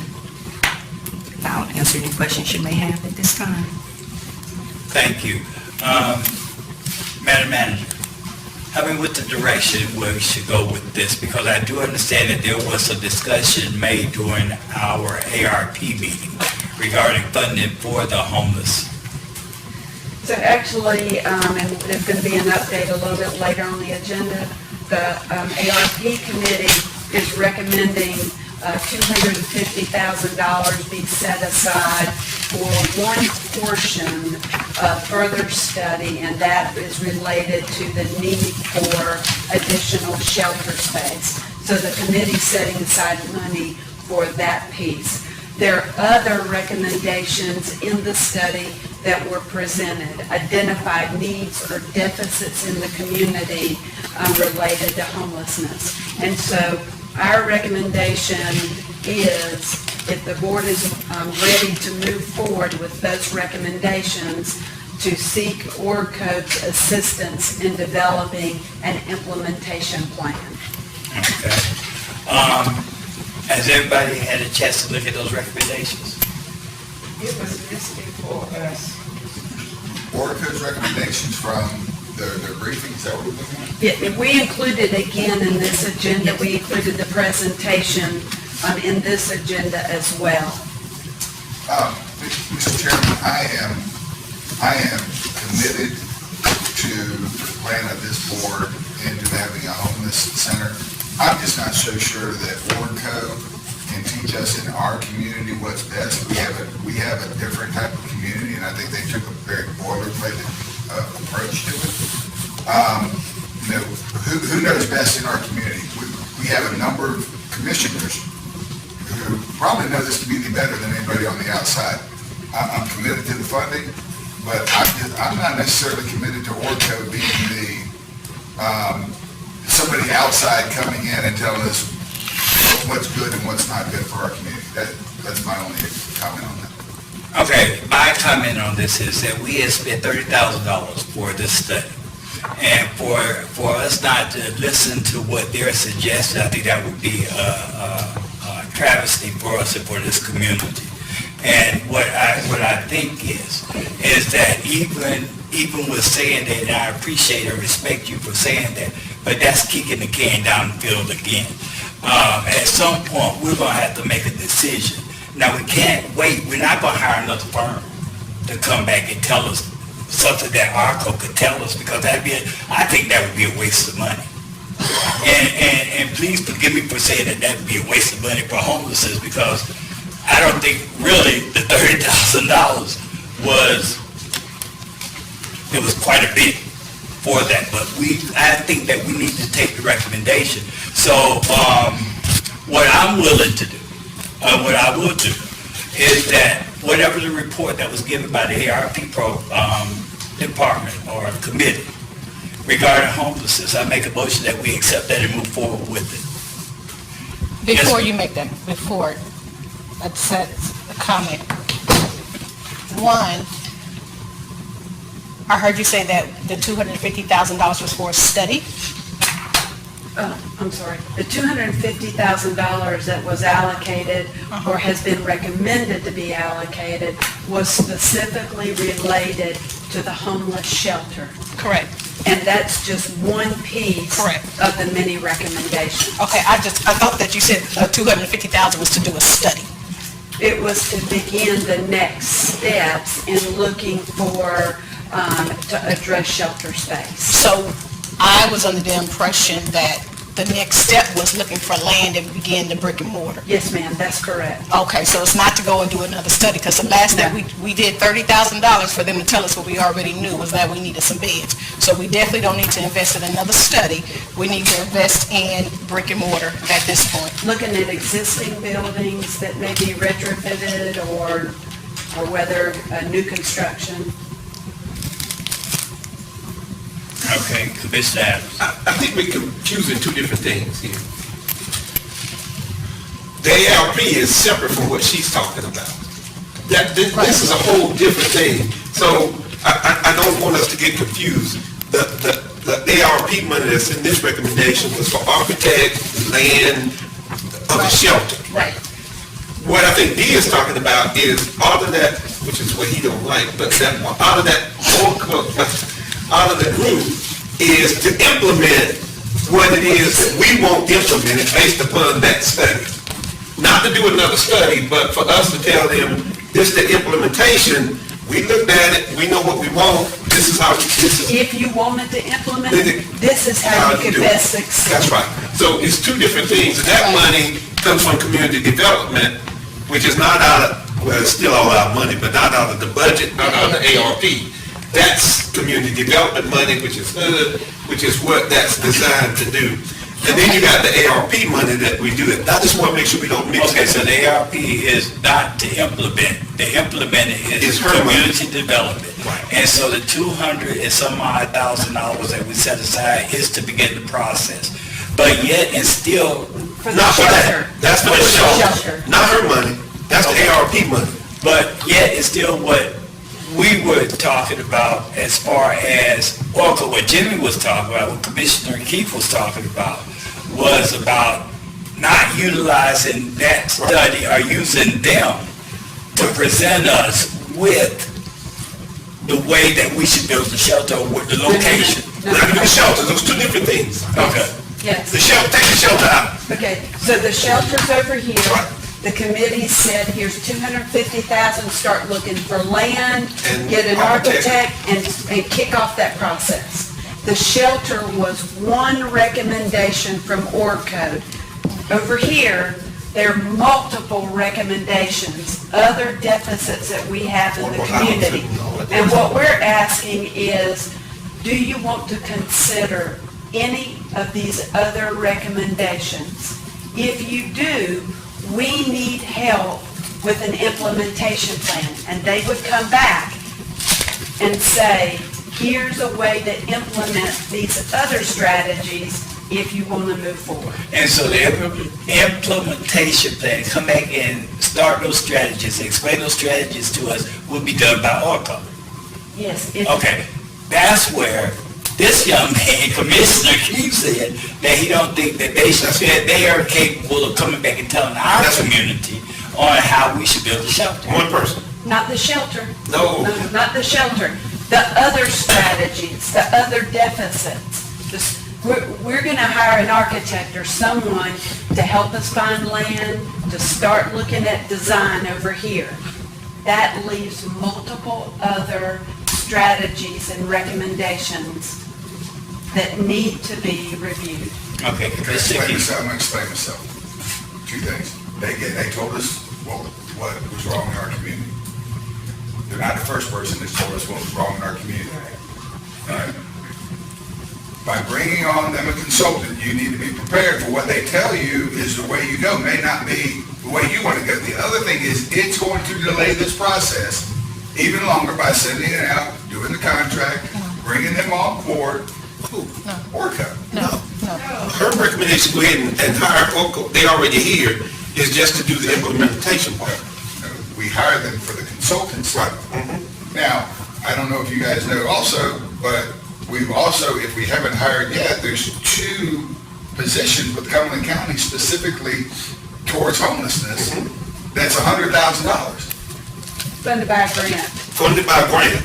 They're employees of Cumberland County that we're bringing forward. So we're bringing homeless people in for our community. Then we're going to have another consulting group come in and tell us about homeless. And we know what homeless people. That's the street outreach grant. If you remember during the budget process, Communicare and Community Development had a grant opportunity. The state asked us to apply, but to have a clinical perspective as well as a housing perspective.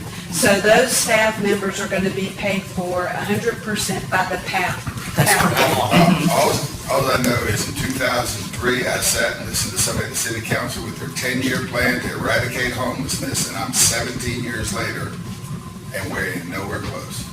And we're in the same spot. Nobody has a plan. How long was that grant? It's a year term with renewable, with options to renew each year. Commissioner Council. I don't think we will ever 100% eradicate homelessness. I really think that what everybody has told us, including Commissioner Stewart, very strongly at the health department, no, social services department, that we did not have enough beds. Remember that? Did not have enough beds. I want to go ahead. I want to go ahead and next year this time be cracking a bottle of ginger ale over the first bed. If it can be done that soon. But I want to know if that's what management and staff are recommending. For the homeless shelter, the shelter? Yes, ma'am. I mean, as long as the board has to approve the $250,000 recommendation from the ARP committee, and we plan to move very quickly. We've had a conversation with the county engineer that will work with Ms. Taylor on that process. Okay. Commissioner Stewart. This I'm is frustrating me because it's getting unnecessarily messy, and it don't need to be. It's becoming unnecessarily confusing, and it does not need to be. It's 2 different things that we're talking about, and what's happening is everything is getting both together and getting very confusing, and then won't nobody know what's going on, and then we're going to end up 2 months down the line having the same conversation. Right now, Dee's not up there to talk about the shelter.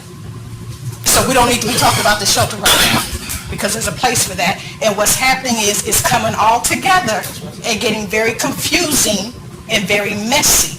And we ain't been messy about nothing else that's been on the agenda. And we're not gonna be messy about this shelter. Go ahead, Dee, I'm sorry. I'm sorry, Chairman. Well, I tell you what, I put this thing to, and I know Mr. Keith is gonna vote no. I move to implement, and do, or to go ahead and implement that study, we'll come back with the shelter with the ARP. Second. All in favor? See, I'm confused now. We just want the implementation of the other part. How much it cost? How much it cost? So you didn't read the thing? There's not a cost. We just asked if you want us to proceed in that fashion. $1 million. Pardon me? Didn't you say no? By engaging board code. We can bring it back. Engage Orgo today. And with no budget. No. I'm sorry. Ma'am, Yes, ma'am. I'm just asking if you want us to go that next step. I would never bring on the consultant without coming back to you with a contract. I All would this never is do get that. them to go do it, and Just she's tell gonna come me. back and say how much it's gonna I'm just cost. asking for direction. She hadn't even talked Yes to or her. no? It was a yes. Yes. I have a question. Is this going to cost us anything for you to ask them what we do next? No. Why would you tell us? No. Then how much would they cost? How much would they charge us to do the implementation? She's going, a scope of work is what she's bringing back, a scope of work. Kind of like an individualized request for Yes, there you go. That's what that was? request for. Yeah. It's not a request, it's Not really. one person. Right, as I said, individualized. Individualized. Chairman, where are we? So I'm ready get ready to get this now. Commissioner Council. I'm voting. No, it was already voted. It was passed. Oh, we already voted. Could I clarify the vote, please? All in favor? All those in favor, Commissioner Lancaster, Council Evans, Adams, Booth, and... Unanimous. It was unanimous. Put it on consent, put it on It's consent. unanimous. We'll beat him up. Yeah, I thought it was going to cost $250,000 too. No, that's why I was saying this. Madam Manager. Yes, sir. This is an item that was requested by Chairman Evans. As you know, the board took action on August 16th at your meeting regarding setting aside $3 million of American Rescue Plan funds to renovate the public hearing room in the historic courthouse. Chairman Evans has asked that the board revisit this today and have discussion. Thank you very much, Madam Manager. I'm going to yield right now to Commissioner Stewart. Thank you, Mr. Chairman. I went to the courthouse, because there's been a lot of discussion about the building itself. So I went there, and to my surprise, I have not seen a county building That's right. in that condition. That's right. And for us to go over there and remodel the courtroom, for us to come over there 3 times a month, and we have employees over there 5 days a week. Sally, can you put my pictures up there, please? We have employees over there 5 days a week, working in conditions that are deplorable. And to go, the nicest room in the courthouse is the courtroom. It's beautiful. I think it would be a shame to go in there and do anything to it. They don't have adequate drinking water. It comes out brown for probably the first 30 minutes. I know we talked about doing some, getting the bathrooms up to standard. Right now, you have some bathrooms, you have to walk through one stall to get to the other stall. It's roach infested. But yet, we want the community to come over there. But my issue is not so much in the remodeling. My issue is that we need to do better by our employees that are over there right now, that have to work over there every day. And how dare us create the state-of-the-art room for us and the rest of the courthouse, the infrastructure, the plumbing, the electrical work. It's shot. I went through the entire building, everywhere but the roof, because they wouldn't let me go on the roof because I had on heels. And they didn't want me to poke holes in it. But I went all over that courthouse. And I apologize over and over and over to the employees that work there every day. We are no better than they are. So why is it that we can get this state-of-the-art facility and they come to work and be overcrowded? Now, we go over there and we do work over there. We're going to displace some employees. We're going over there because we don't have enough room over here. Where are they going to go? Where are they going to work? Are they going to come over here when there's not even room enough for us over here? After we go over there, where are they going to be permanently? We're going to be back in the same situation where we don't have enough space. But I think that we need to do right by our employees that are over there. They should be able to drink the water. They shouldn't have to be told, don't wear any cuffs in your pants because a roach can get in there. We don't have that problem over here. They shouldn't be told that. They shouldn't have to run their water for 30 minutes before clean water comes out. They shouldn't have to pay for a water cooler so that they can have water. And I think it's a shame. And I think it's a shame that we took money from ARP that's called the rescue plan. We don't need rescuing. The employees over there are the ones that need rescuing. That money is to rescue people, not rescue us to have a nice courtroom. That's ridiculous. And you can see for yourself. And again, I apologized. And this is not to shame anybody, and I've said that over and over. This is not to shame us, but shame on us. Go ahead, I'm done. I'm fussing now. Go ahead. Well, Commissioner Stewart, you said that it was not to shame us. It did. It should. And are there any other comments and questions? Commissioner Booth. I'm probably one of the oldest ones on the board. Things aren't as clear as they once were, but didn't we start off with looking at possibly doing something kind of all over the place, and then money started getting tight, and then it was kind of like, what are we really trying to get over there? And I think that I don't remember us ever gutting and doing everything right and fixing all of that in those windows and those pictures and stuff, but I think it started off I think it was a renovation of the building. And about the time we started to see what the numbers were, I think we got sticker shock and we started just retreating back to where it was just the courthouse and some office space. So I agree. I took a tour 5 years ago of the entire building, including the roof, and it doesn't look like it's changed any. Okay. All right, Danny. Commissioner Adams. I may be the only commissioner who has spent time almost every month for the last, 5-6 years going over there. It's also not handicap accessible.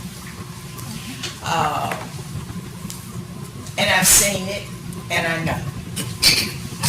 And I never should have voted yes when all of you all were voting no, but I said, you count up your votes and you know when to hold them, know when to vote, and I was the only one that felt that way. So I said, I'm not going to do that, I'm not going to hold it up, but you are absolutely right. And I'm not holding up my hand anymore, because everything that you saw, I have seen with my own eyes. And if you go down that ramp, go down the handicap ramp and come in through the basement, it would be worse than that. And I've had to go to different restrooms because I didn't have one, so I take a potty with me when I go over there. I'm through now. You may carry on with your meeting. I'll second her motion. It was not a motion, and this is our meeting. Commissioner Adams. Mr. Chairman, let's just put all the cards on the table. That ain't the only building of our buildings that look like that. I mean, deferred maintenance, we've had deferred maintenance, it's just we hadn't taken care of our buildings. The manager and I, we've talked about that for a long time. I always talked about the ADA stuff. So I know, Commissioner Stu, you're talking about that building, go up to Bradford Avenue, the other building right beside Bradford, we tore down because it wasn't even worth keeping. And so we sometimes get jaded by the fact that the health department and DSS are two of our newer buildings. They have their issues too, but it's the other ones where all our other employees are. Go to the child support and ask them how they do with child Go support. to emergency services, it's gonna take us 10 more years to get people out of that base. And, you know, Mr. Keith talked about the EOC, we talked about the EOC. I mean, it's not just one building. I think that's where, I'll go back to this and I'll applaud the commissioners. And our strategic planning was that we were going to review all of these buildings. We pulled, I went with Mr. Jackson and the manager, we pulled the book. We didn't have our engineer on board at that time. Since the strategic plan, to be able to go back, and I think he's been, when we met, he was tasked with going back over these buildings to come back with us with, and you're going to get shocked. You know, we did parking lots, but we didn't do buildings. We did parking lots, remodeled parking lots, we did, and then chillers and everything. But anyway, thank you, Mr. Chair. And thank you, Mr. Vice Chair. Beth? Any other comments? What are we gonna do about it? You're right. What are we gonna do about it? Madam Manager, and this may, and like was said, it probably was, we were discussing it a while back, but it was stopped. As far as moving forward to, because this is one of our precious buildings here in Cumberland County, and as far as to think about redoing the whole building,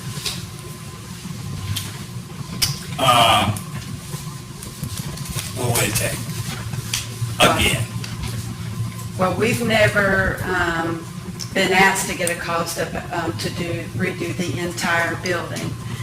I do want to direct your attention to the building inventory and feasibility study that you approved, I think, 60 days ago or last month. And so Mr. Walker is working on a contract with the architect, and the historic courthouse would be included in that review as well. And so, looking at how we better organize all of our services together for the ease of citizens. So the courthouse would be in that review or that study to do the entire courthouse? Well, this is looking at how you organize.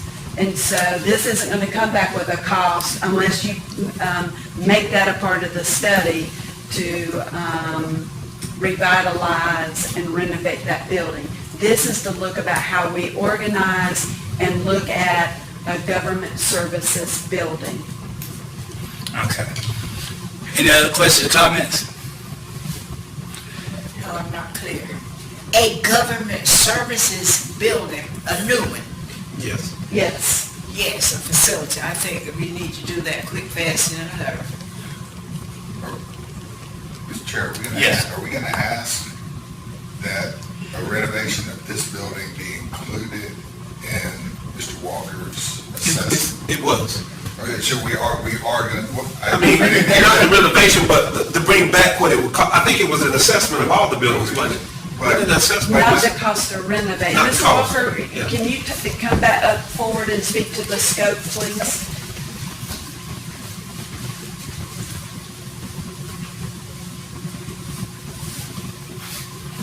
Good afternoon, Commissioners. Good afternoon.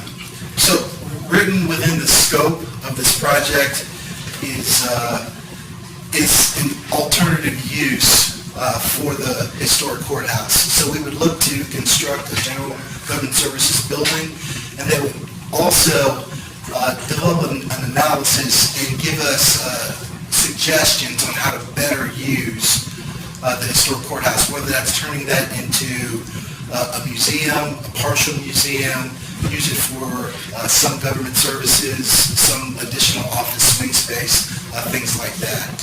And if I could also address the question on what would we do with displaced persons, that's also written within the scope on helping us develop a swing space plan as we do the renovations and do the construction of the general government services building. Okay. Yes, sir. Is there any, what I've heard is, we're talking in very general terms, is there anything that you've been directed to do to find out what it would take to bring this building up to a standard that I haven't heard anything No, That's gonna bring us a number. no, sir, Okay. no, sir. Yeah. We've not, the board hasn't asked us up until now about doing that. Is that what you would like, is to have that included in the plan? If that's gonna be a part of the plan, we need to know. If that's the board's desire, then we can look to write that within the scope. I share Commissioner Stewart's passion for this. I mean, it didn't happen last night. It didn't happen overnight. It's been this way before. Yeah, people have been over there, I've talked to people that have been over there 15, 20, 30 years. Okay. Attorney Moorfield, question for you, please, sir. Yes, sir. There's been conversation about ADA monies being used to, ARP, I'm sorry, ARP monies being used for renovation purposes of the courthouse. Let's make sure we're on the same way, everybody's on the same way, not the courthouse, your meeting facility. The meeting You cannot use ARP monies for the general renovation of that building. In my opinion, you can use it to build a meeting, or renovate or build a meeting room yourself to accommodate pandemic protocols that do for public participation, that sort of stuff, but just your meeting space, not moving the offices from this over there or anything else. Okay. Any other comments or questions? Yes, Commissioner Booth. Yeah, I have several questions, but what I'd recommend is that if we all have like a little list of questions, we go by and see him, and if it then turns out to be enough for a closed session, he can add it on to our regular meeting instead of us just kind of getting him here, off the cuff. Who was him? I'm sorry, our attorney, board attorney. Okay. We're asking for legal opinions on, can we do this or do that in an open meeting?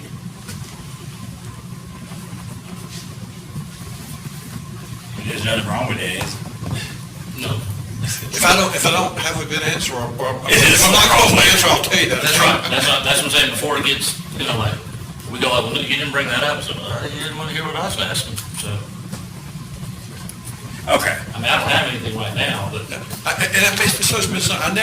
never understood this to be that you were asking for ARP money to do the whole courthouse. I know it keeps being referred that way, but it was just your meeting. Right. Okay. I'm going to make a motion, if you don't mind. I want to, and you will look into the entire courthouse, correct? That's what the board's desire is. Okay, Is it the entire courthouse, or are we looking at meeting space for the commissioners? And the fact that you can also put another floor onto this place? I'm down with Commissioner Stewart on this. If we're going to do anything, and I don't know if they will be moved, we don't know if they're going to be moving over to the new facility that's being talked about being built, or if those employees are going to remain where they're at. But as long as they're where they're at, something's going to have to be done for those employees.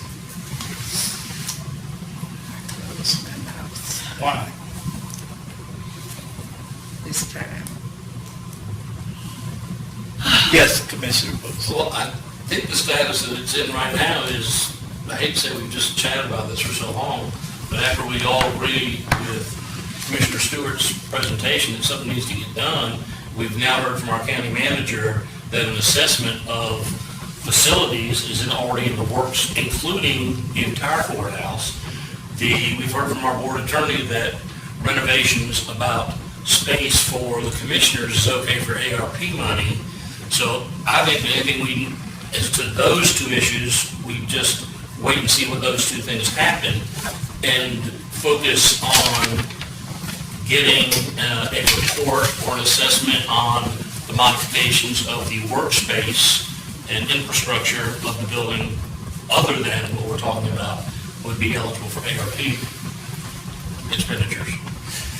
And Commissioner Booth, just for what's on the record, it's not a meeting space with commissioners. It's an order for the commissioners to meet of doing the essential function of running government with public participation that is accommodating the pandemic protocols. See, that's why I wanted to get that phrase. I I mean, say it again, It's not, we're not talking about you just building, you're renovating your meeting room. It is for you to have a meeting room that you can conduct the essential function of running the government, have a public participation, and allow everyone to participate in a safe environment that's in compliance with pandemic protocols. That's why you can do it. That's why you can. And federal ADA. Well, ADA is a requirement anyway. We're just talking about just the ARP money. okay. Well, I'm gonna make a motion that we suspend any work that's being done to that courthouse or any suggested work that being done to that courthouse until we find out which direction we're gonna go with it. That's my motion. Yes, sir. Does that conflict with the motion that was passed before? You want to restate that, Madam Clerk? No, I'm sorry. There is no motion. There was a month ago. Talking about, Yeah. talking about the 3 million for the No, ARP? he's talking about the one that we did for him to do No, that. I'm talking about Commissioner Stewart. A motion has been passed by the Board of Commissioners to proceed with the renovation of the meeting room facility to accommodate the pandemic protocol stuff at not to exceed $3 million of ARP money. And that motion has been passed. Okay. So what would it take to rescind that motion? Well, you've got, it'll be, the board. Listening, are we sitting here? The board Well, is, we've already said so, President, because one thing about it, we can't find out if the ARP budget is used for that particular facility.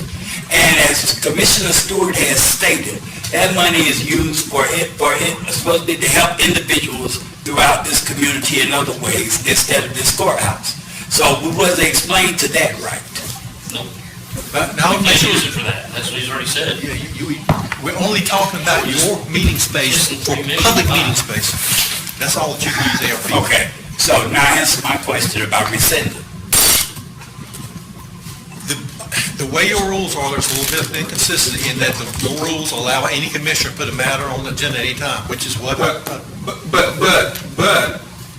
that might be true, but in order to have the motion, you had to be on the, winning side of, that he was, because he voted in favor of it. So he can make a motion to take back the 3. The ones of us who didn't can't make that motion. So that's where it gets in. The motion, this is really a reconsideration of that vote, and you also have a rule that says to do that, you have to make that motion of reconsideration at the same meeting. That's inconsistent, there's an inconsistency in that.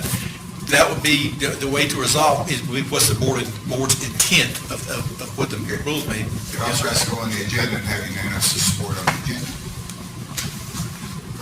Well, you have a rule that allows the commissioner to put any matter on, any item on the agenda at the time the agenda is published. Now, if one of you wanted to add something after the gavel went down, that would take unanimous vote, yes. Right, so doing board action contrary to already board action, we need to have an agenda, not just at 4:04 PM.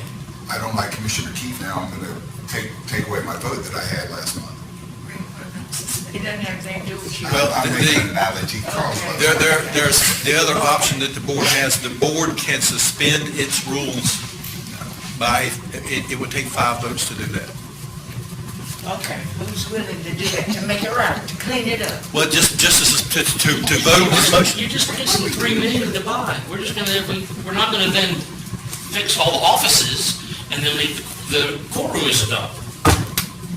The courtroom can, and in modification for pandemic protocol for future use, can be used $3 million of the ARP money. Okay? We go, no, let's not do that. Let's pay for it. That's what we're doing. Yes, sir.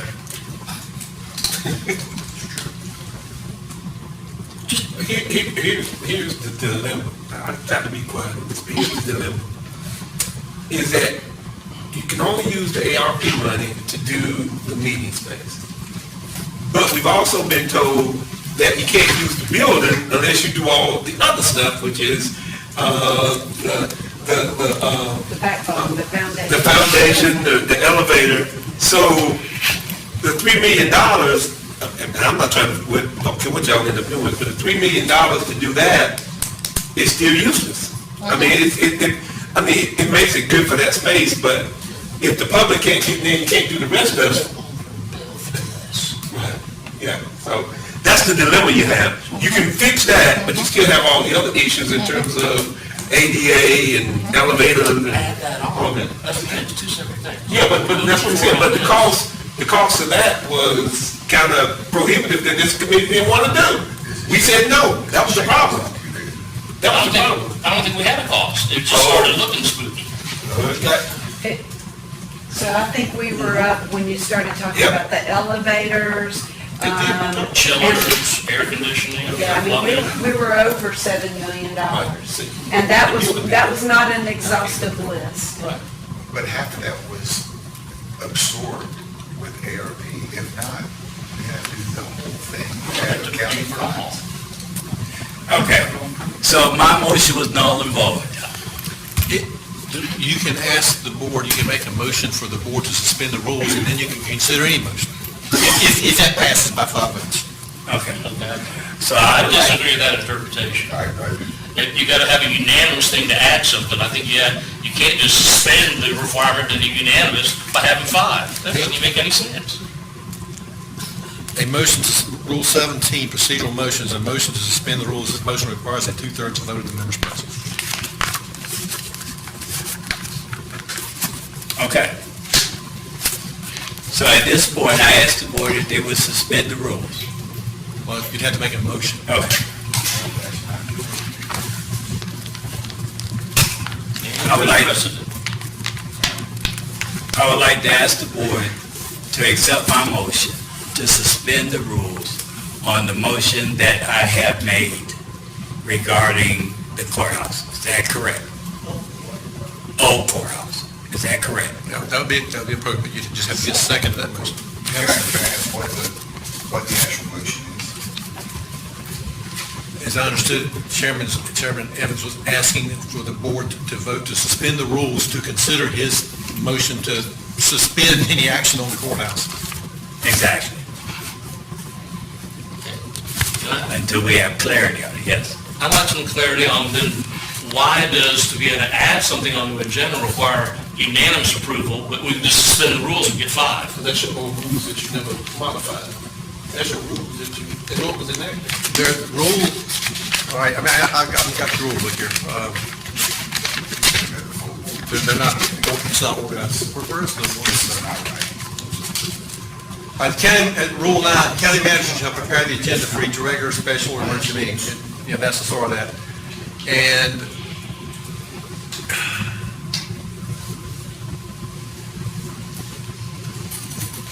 it's in here somewhere. Any commissioner may, by a timely request, have an item placed on the agenda. Other requests to place an item on the agenda shall be at the discretion of the county manager. The timely request means before the agenda is published. Once the agenda is published, the board may, by unanimous vote of all the members present, add an item to the agenda. The agenda item was discussion. That's the agenda, the title of the agenda item is discussion of the August 16th action regarding the historic courthouse. That is not a vote. And that's, I think, why Chairman Evans is asking to suspend the rules so he can do that. It requires unanimous vote to allow them to do that. What that addresses, Commissioner Booth, is if there was no agenda item for this, and the discussion of the, okay, so you're saying that discussion. I was not notified we were going to go back and undo old board action. And I don't know I don't know what the intent by the discussion of the action, of the August 16th action meant. The intent of discussion of this courthouse was to where we're at this point. Because there was confusion regarding using the ARP funding to do any work. And then if we used ARP funding for what it was said that it was intended for, it was not enough monies to do. And then on the other hand, we had one of our commissioners that was concerned about how our employees were being treated over in that particular facility, where we were talking about spending money to recreate a whole floor for the Board of Commissioners. And I think that she was justified in bringing that to us for our concern. That matter should be addressed. And so in order to address that, we then asked this young man here, sorry, couldn't think of your name, this young man here to tell us what it would take to get the entire place done. We didn't get a complete figure for that yet. Because he hasn't been asked to do that yet. Because he hasn't been asked to do it. So, what I'm asking is that the ARP funding, $3 million that we use, if we're not going to use it to the entire facility, that we take that $3 million back and use it for what it's supposed to be used for. Now, was that clear enough? No, because I don't understand what it's supposed to be used for. Well, that's right, you're not on the ARP board, maybe the president would tell you. It was done, it was voted on by the board, and it was already in there, so, Mr. Chairman, you're muddying up these waters. Committee didn't do anything, so it's not what it's supposed to. That matter was not brought to the committee, so the committee did not, so the committee did. They did it that way. But he said we're gonna go back and do what y'all intended for it to be done, useful. No, we're talking about the ARP funds. We're talking about the ARP funds, what the ARP funds were intended for. The committee never discussed $3 million for the ARP. The chairman made a motion, the chairman of the ARP committee made a motion to take $3 million for the historic courthouse. It never came before the committee, ever. And y'all voted for it, right. And that day, I'm just telling you, you may say you didn't understand, but I fought that night, Mr. Keefe will tell you, that not to use ARP money for that. Did I not? I said we should not use ARP money, and I hope it passed, so once it passed, I'm okay with it, because the board passed it. That doesn't matter much if it passes more, does it? Well, but I mean, we had a good discussion, because I was pretty adamant about that we shouldn't do that. Okay, so where are we at in this board? In advance, so you can type it up, I'd like this to be reconsidered at the next board meeting, request by it. We already have a motion on the floor. At least I've been informed. The motion to suspend the rules to consider his motion to reconsider the former action.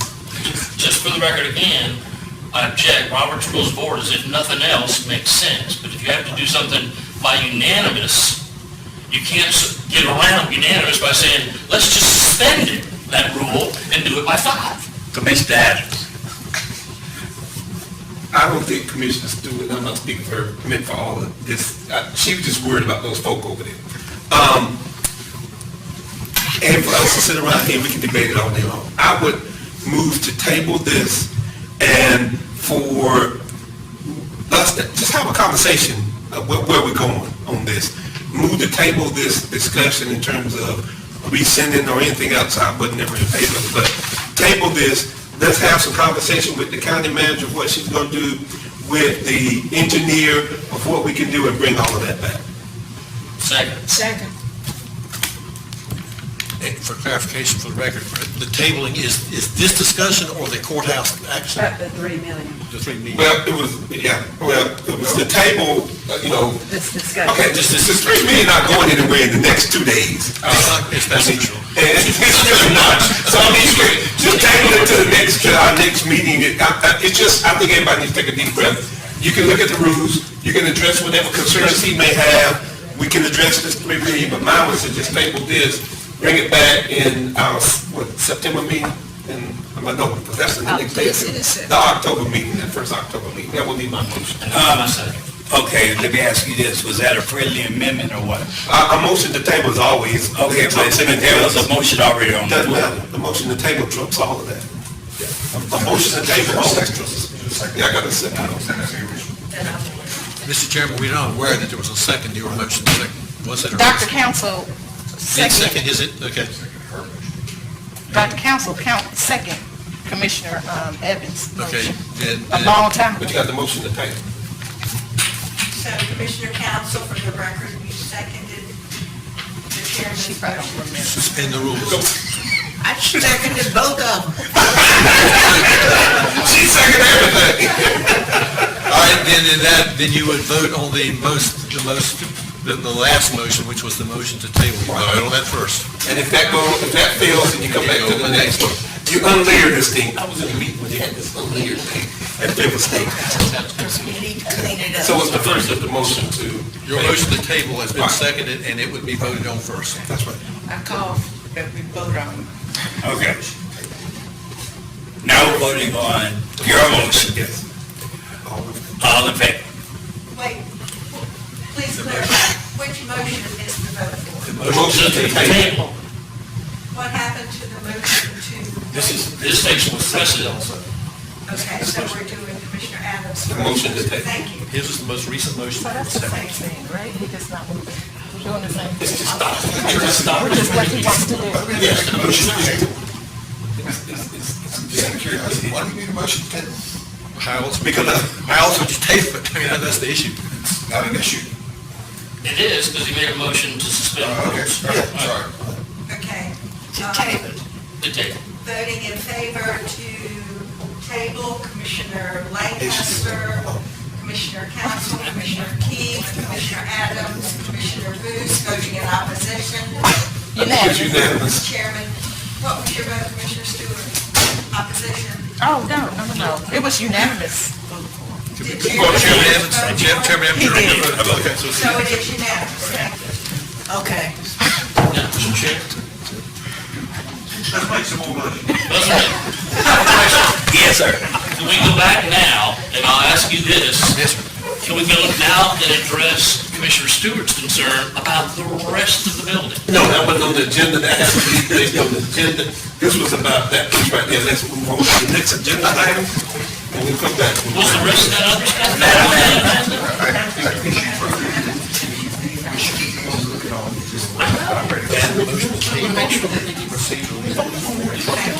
Item 4C. Item 4C is a request for approval of purchase price for 20.1 acres on the south side of Elliott Farm Road. This is a request on behalf of the Cumberland County Board of Education. And so, Mr. Moorfield and I were approached by the attorney for the Board of Education, who's with us today, as well as Joe DeZormo, who's over the facilities. Just as a little bit of background information, the Board of Education purchased this land by executing a contract back in September of 2015. The purchase price was $600,000 with roughly $200,000 being paid at closing. The remaining balance on the purchase was held by a promissory note. The balance was expected to be paid when the developer added water and sewer to that property. The Board of Education is now seeking to finalize the purchase of the land because the utilities have been extended. According to General Statute 115C-426F, the Board of Commissioners are required to approve the contract and the purchase price. Today, the Board of Education is seeking the Commissioners' approval of the purchase price so they can finalize the transaction. And that's just a brief summary. Okay, Commissioner, Okay. I thought that much, huh? We're being asked to approve something they did 5 years ago? Yes, ma'am. We're not asking you to approve the contract because the contract was executed in 2015. Since all the funds have not been paid, you're being asked to approve the purchase price. This was included and communicated to our board through the presentation from Mr. Kinlaw and the 5-year CIP plan, but nothing was presented formally for our board to consider the purchase contract or the purchase price. I guess one way to understand it is what you have to approve about the contract is the purchase price. So I think if you approve the purchase price, you have cured the defect of them not having to approve their contract. That's the only term you have to approve. Commissioner Booth. I'm all for expansion, and that's north side. I'm very familiar with the area. I'm going to be one of them people who, just like they used to say, that Cross Street Mall, 100 there. I'm 100 right where these people are going to be building. But I'm questioning, and whenever I get this little voice, I don't know that I can vote to breathe life back into what I perceive personally to be an illegal contract. They had to have our approval to do it in the first place, and they did. So I'm not gonna go on there and join there with them. So I'm just, it's all good. I'm not against the school system when I vote against it. I'm just saying, I don't think I can go back and approve, so. I feel the kind of sort of the same way. I'm wondering, how did this happen? And how many schools are in the area? What is the population? Is there the schools overrun in that area? So, well, we have the board attorney, we also have the superintendent of facilities here, if you'd like to ask them those questions. Yeah, and the population now of the school system, how many students? Nick or Joe, could one of you come to the podium, November, please? I'll start, and Mr. Desire may join me. I appreciate the question about the council. As Ms. Hannah has already shared, all we're asking for is just the approval of the total purchase price, that $600,000 figure. As far as, any definitive planning for a school in that area or anything like that, I'm not going to deny that there was conversation at the time about the possibility of a school up there. In my file, I've got a copy of an old Federal Observer article from 2015. The headline is, new elementary school could be coming north of Fayetteville. But for today's purposes, all we're trying to do is cure the procedural defect that Mr. Moorfield referred to obtain this board's approval just for the total purchase price, so that we can then actually enter into a new contract, which won't require this board's approval. We're going to enter into a new contract with the Broadwells and pay them the balance of that total purchase price. But as far as planning for a school, that sort of thing, there certainly has been conversation over the years, but anything that would actually move a school forward on that site would require new action by either the current Board of Education or some future Board of Education. But it didn't when you did it 5 years ago, 7 years ago. Well, Y'all just went on and bought it. Well, the only action that the board took back then was, well, there were two actions. One was to approve an option and then to execute an option just for the purchase of land. Okay, they were only focused on the purchase of land. That's why I say anything to advance, design or construction of a school on that site will require new action by either the current Board of Education or some future Board of Education. Okay. Okay. You can answer my question. And this it predates you, but I read the appraisal. Yes, sir. It doesn't say anything. I mean, it just, the very first just says worth $600,000, and then goes on to tell me, you really can't tell all of this and define what appraisal is, all of that. I did, and it was $600,000 that entered into the contract. I checked with my tax department today, and it's worth $243,916 is what is appraised for on the tax books as of when Sally just went over there and looked at it. I don't understand how we get 7 years ago for a piece that was P&D, no water, no sewer, that was $600,000, and I guess you're asking us to approve $600,000 or just to kind of do that. That's where my concern is. I mean, did we overpay? Or what did we, $600,000 when it's worth $243 now? If that makes sense. And Commissioner Adams, I appreciate the question. In my hand, the complete appraisal from Tom Keith and Associates, and they have comps in here for property, that was served by water and sewer at that time and had similar developmental characteristics. And so, to the extent y'all don't have the complete appraisal, I think the responsibility was asked. We were just trying to streamline the presentation for y'all. But That's just $400,000. That's a big difference. I mean, that is a huge difference in terms of value. And, I just put it out on the table. It's not you, it's not the school board. But I have to think about my district. My district goes way out to the western part of the field. Who for 10 years been paying, at least 10 years been paying taxes and everything, and have no water and sewer. And PWC can bring water and sewer to this piece of property in less than 4 years. Something's wrong. I just don't understand. That's just me. But nothing on it, just a piece of land, a piece of dirt. And PWC ran water, they already had water, ran sewer over there. That's just, but anyway. Okay, any other comments or questions? Yes, Commissioner Lancaster. Mr. Brogan, today, it's been a long day.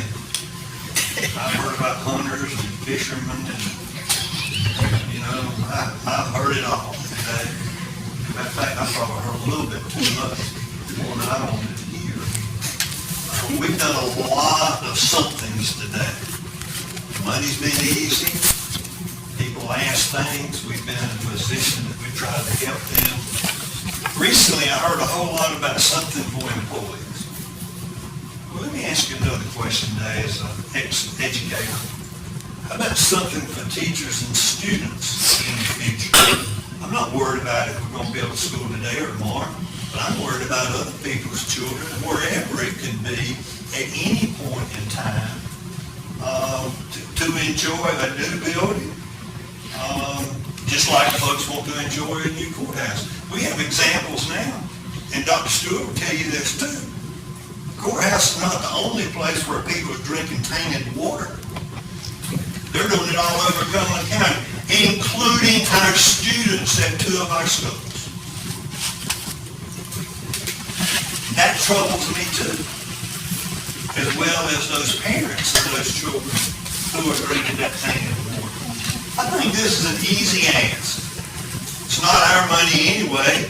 All they want to do is an approval today to purchase the land. Which they already purchased. Purchase the land. $600,000 is about the best bargain I've seen we've dealt with today. It wasn't $4 million, $5 million, $6 million. So, Mr. Chairman. Yes, sir. I make a motion right now that we approve the purchase price of $600,000. That's my motion. Is there a second?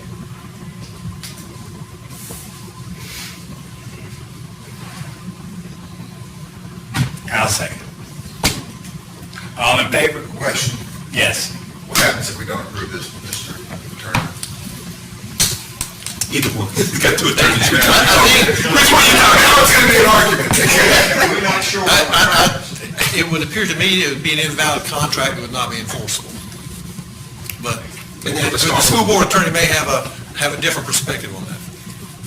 I think that without approval of the total purchase price, then there is a question of starting all over again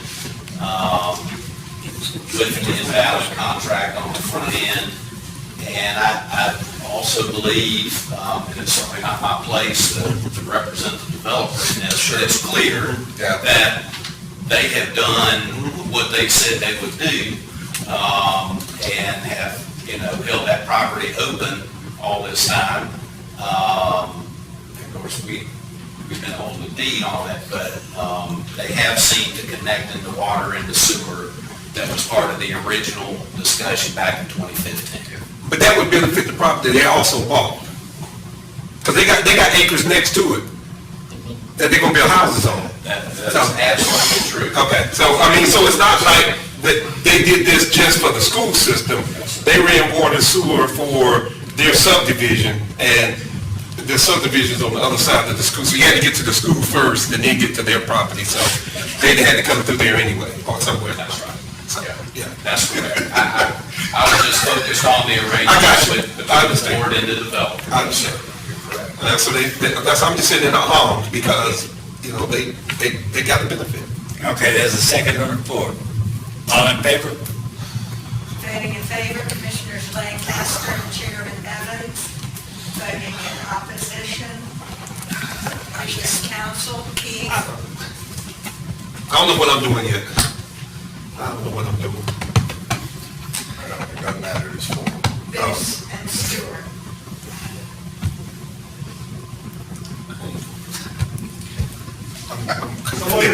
I'm conflicted. I'm just conflicted. So the vote is 4-3 against, The vote is 4-2, Right, I haven't, because Commissioner Adams has not voted. I'm not going to abstain, but I'm just,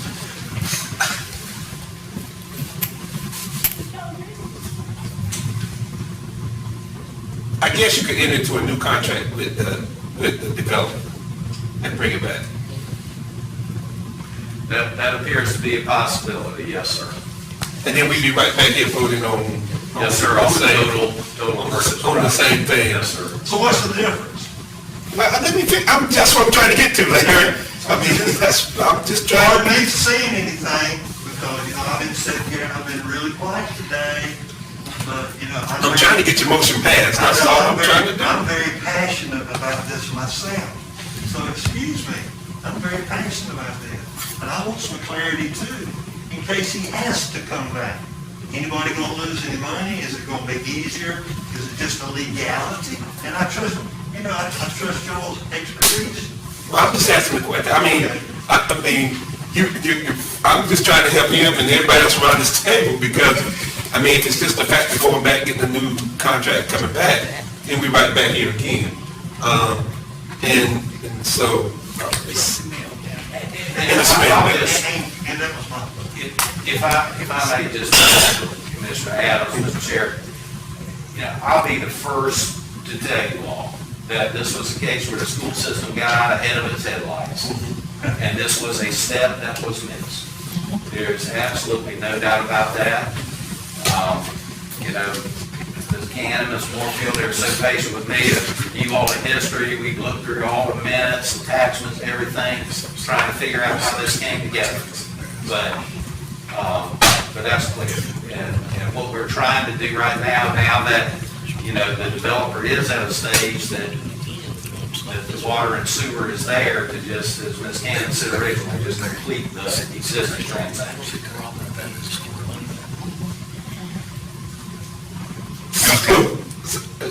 You know, and I know it stinks, but, and it may clear it up if they go back and come back, but, I don't know what happens to the money in between time. Do they give it back to the school system, or they give it back to them? And all of that for money that's been spent, or we just say, or we just, yeah, right. The motion has not, the vote has not been taken completely, right? The vote has not been completed. It's not been completed. Does anybody want to put another vote up at that? Because I'm ready to put this thing to bed. You ready to put forward? Yeah. Okay, we all gonna go, oh, God. Okay, come on, let's take this vote to be done with. To be done with. I have a substitute, Okay. I do a substitute motion that it cleans it up, that we vote. But I guess my motion would be this, is to, not approve that purchase price, because I don't agree with that purchase price, but the motion it would be to, ratify what has been done. That's a better place. 7 years ago. Okay. I defer to your attorney on that one, Ms. Cannon. I think you can ratify things that your board has done, but not. So I gotta go ahead and say, okay, the motion would be to approve, this purchase of land up off of Elliott Bridge Road It's the purchase price, don't. I ain't put that in. Mr. Hammond, the issue, you've got to prove the purchase price, that's what this is, or denied, I mean, yeah, that's the issue. Oh, no, you just have to put me in that. And I'll just offer this also, Mr. Adams, is that under the statute that's referenced in the government memo, the price is the only thing that commissioners, have the authority to do. So, The statute required you to. I got you, I would approve the $600,000 purchase price.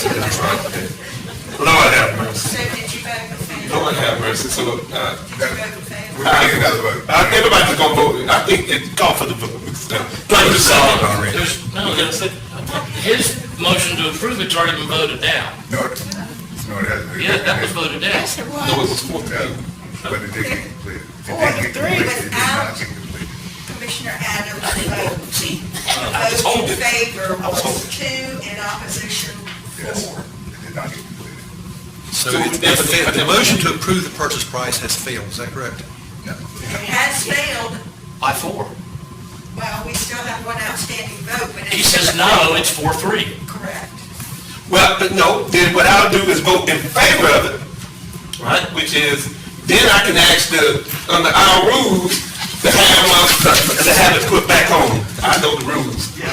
So I can be in favor, so I'm voting in favor, so I'm on the winning side, then I can make now my motion to approve that purchase price. Oh my God, this is on TV. Oh, what? You got to know the rules, that's the lawyers. I'm lawyers. Is that the $600? Yeah, $600. So if I can get a second on that.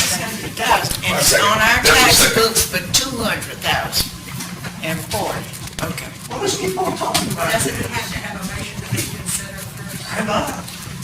Okay, Madam Clerk, what is the vote? Have we finished this vote yet? We did complete the vote and it failed, but I think... Motion to reconsider. Okay. Wants to reconsider, So I was so on I'm the winning asking side. the attorney, does he get it? First of all, make a motion to reconsider. The motion to reconsider must be made at the same meeting where the original vote was taken and by a member who voted with the prevailing side. That's right, that was me. With the failing It side. cannot interrupt deliberation on a pending matter, but it is in order any time before adjournment. That's right, so I can do that.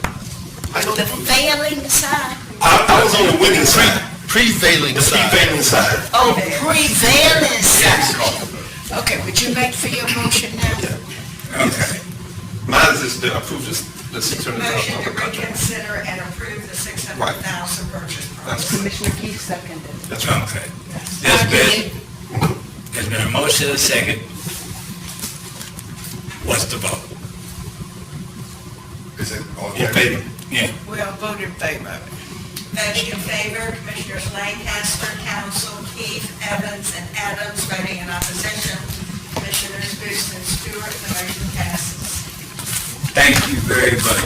I want to go back to something what Commissioner Lancaster said, and we've said everything that we possibly could say during this meeting. And Commissioner Lancaster, you're absolutely right. The money that we are spending is not our money at all.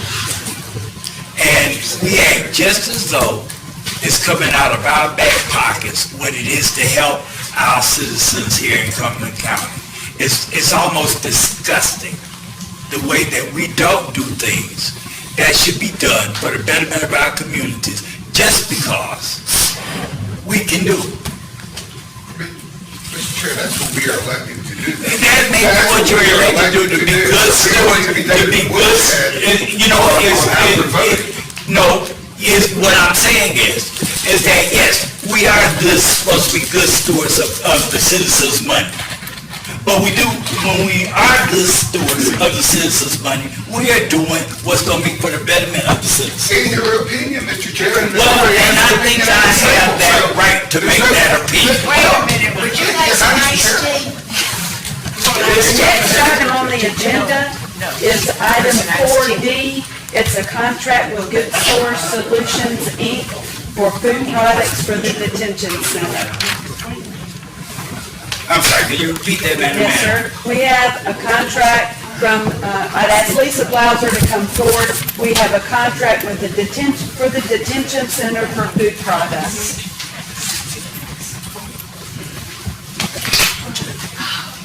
Good afternoon. We are requesting approval of a contract for $175,000 with Food Source Solutions, which is a correctional-specific food service provider. This is a renewal of a contract that was based on a bid award originally approved by the board on April 16, 2018, and this would be a contract for the current fiscal year. And it's the same amount. It's the same amount. There you go. That is correct. Thank you, Mr. Chairman. Commissioner Booth. I move we approve 4D, the contract with Good Source Solutions as presented. Second. We also have, I guess you need to vote. All in favor? Sorry. That's unanimous. I'm sorry. The next item is 4E, a contract with Mobile Communication America for emergency responder radio bidirectional amplifier project. Was this approved by you? Recommended? Was it recommended by you? Yes, sir. I move we approve. It's required by statute. That's right. It's required by law. It is recommended by our staff and our county manager. Yes, sir. 4E. Second. All right. Call for the vote, Mr. All in favor?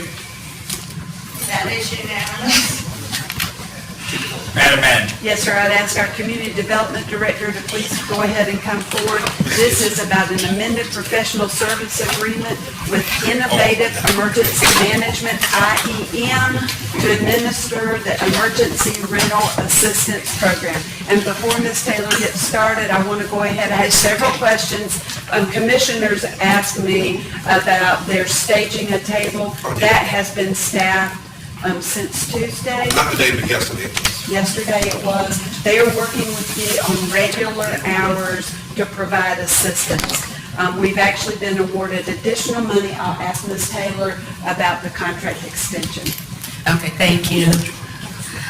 So just to recap real quick, the county was awarded the first allocation back in January from the U.S. Department of Treasury. This was approximately $3.7 million. Both the city and county formed the separate agreements with Innovative Emergency Management to administer the program, and the program was launched in June. In May, a portion of the second allocation, with the approximate amount of $1.2 million was issued to the county. So in order to maintain continuity and to prevent any interruption in services, we're asking to amend this current agreement with IEM to extend the deadline date from December of this year to June 30th of next year. In addition, we're also amending the language for IM to administer the program for 8% of the program award. And the cap on the administration fee, just so you'll know, for the first allocation round is 10%, and the cap for the second allocation round is 15% that is imposed by the Treasury. Unfortunately, there is no clear guidance or on as it relates to their terms on obligation and administration costs, but just so you know that the county, if we do not meet our 65% expenditure obligation, and if any remaining funds are recaptured, then the county may be required to use local general funds to cover any admin or housing stability costs exceeding those caps. So in order to prepare to move forward with the second round of funding, and so they can continue to administer and provide assistance, we're recommending and requesting that this item be placed on the September 20th Board of Commissioners agenda as a consent item and approve the professional services agreement as stated. Do you have any questions? Commissioner, you know I Yes, sir. got a question. My only question would be this, because we're hiring them, and they want this contract. They haven't spent, and it's not necessarily their fault, some of these guidelines are bad. But I do believe that people tend to work a little bit harder when they got something involved.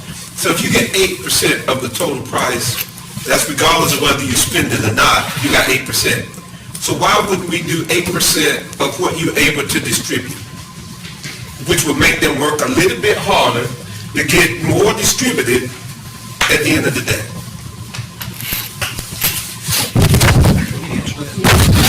Mr. Adams, that is what their contract is now. It's the percentage of what. That's not what she said. She said 8% of the total amount that was allocated. That's what she said. No, I wrote the contract. What they have right now is the percentage of the amount of the expenditures they make. This amendment is to increase it to the amount of the award. That's what the difference is. So we changing it to the amount of the award as opposed. So no matter what they do, they get 8% of the total figure. But just so you know too, that, I guess just to explain it, that the RFP that went out, we established the work that is to be done, setting up the call center, which will require staff to man the call center, which they get, hundreds of calls. I'm not worried about the first contract. I can only deal with the extension. Whatever was in the first contract is in the first contract. So I'm not even looking at that one, because I'm not going to go back and punish anybody for a contract that they entered into.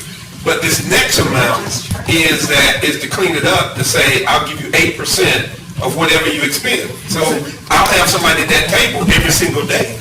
So Commissioner Adams, Yes, if I may, so at this point, they've only been able to expend $1 million total between city and county, roughly 30,000 on our side, am I correct? Well, now it's about 70-something. Okay, all right, so we've gained 70,000. So 70,000 times 8%, we would be able to reimburse them $5,600. They have several employees here that have been here for how many months? They get as many as 600 phone calls a day. So they may not be at that table, but... And I understand, so that first contract would take care of all of that, because it's whatever that first contract is. Commissioner, this is the first this is an amendment to the existing contract. No, this is new money, I thought. This was some additional money. We're adding additional funds to the amended contract. We were trying to add it to the existing contract. Right, so this is new money, Rick. This is not the same money from that. This is additional money that came that we just want to add to that contract. Maybe I'm missing it. The new money is added at 15%. The existing money that's left is amended to be 10%. Well, that's the cap, the fee, the 8% stays. It's just that. It's on the total amount instead of what's expended. Yeah, the existing contract they had was just on 8% on the amount they expended. This is an amendment of that contract and adds a new one to 8%. And I don't know what it is on the 15th of the, I think. It's still 8%. 8% on the amount allocated. That's the difference in what's going on. I think the reason, my understanding of why we got in this situation with them is they were basically going to pull off the job if they weren't paid.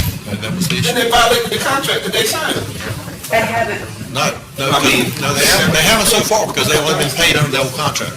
Okay, Commissioner Booth. Well, I see both sides of this, and I appreciate Commissioner Adams' approval of this, because the flip side, and I'm saying they would, but right after we approve this, they get, just like, we would only have to give them $5,600 up to this point.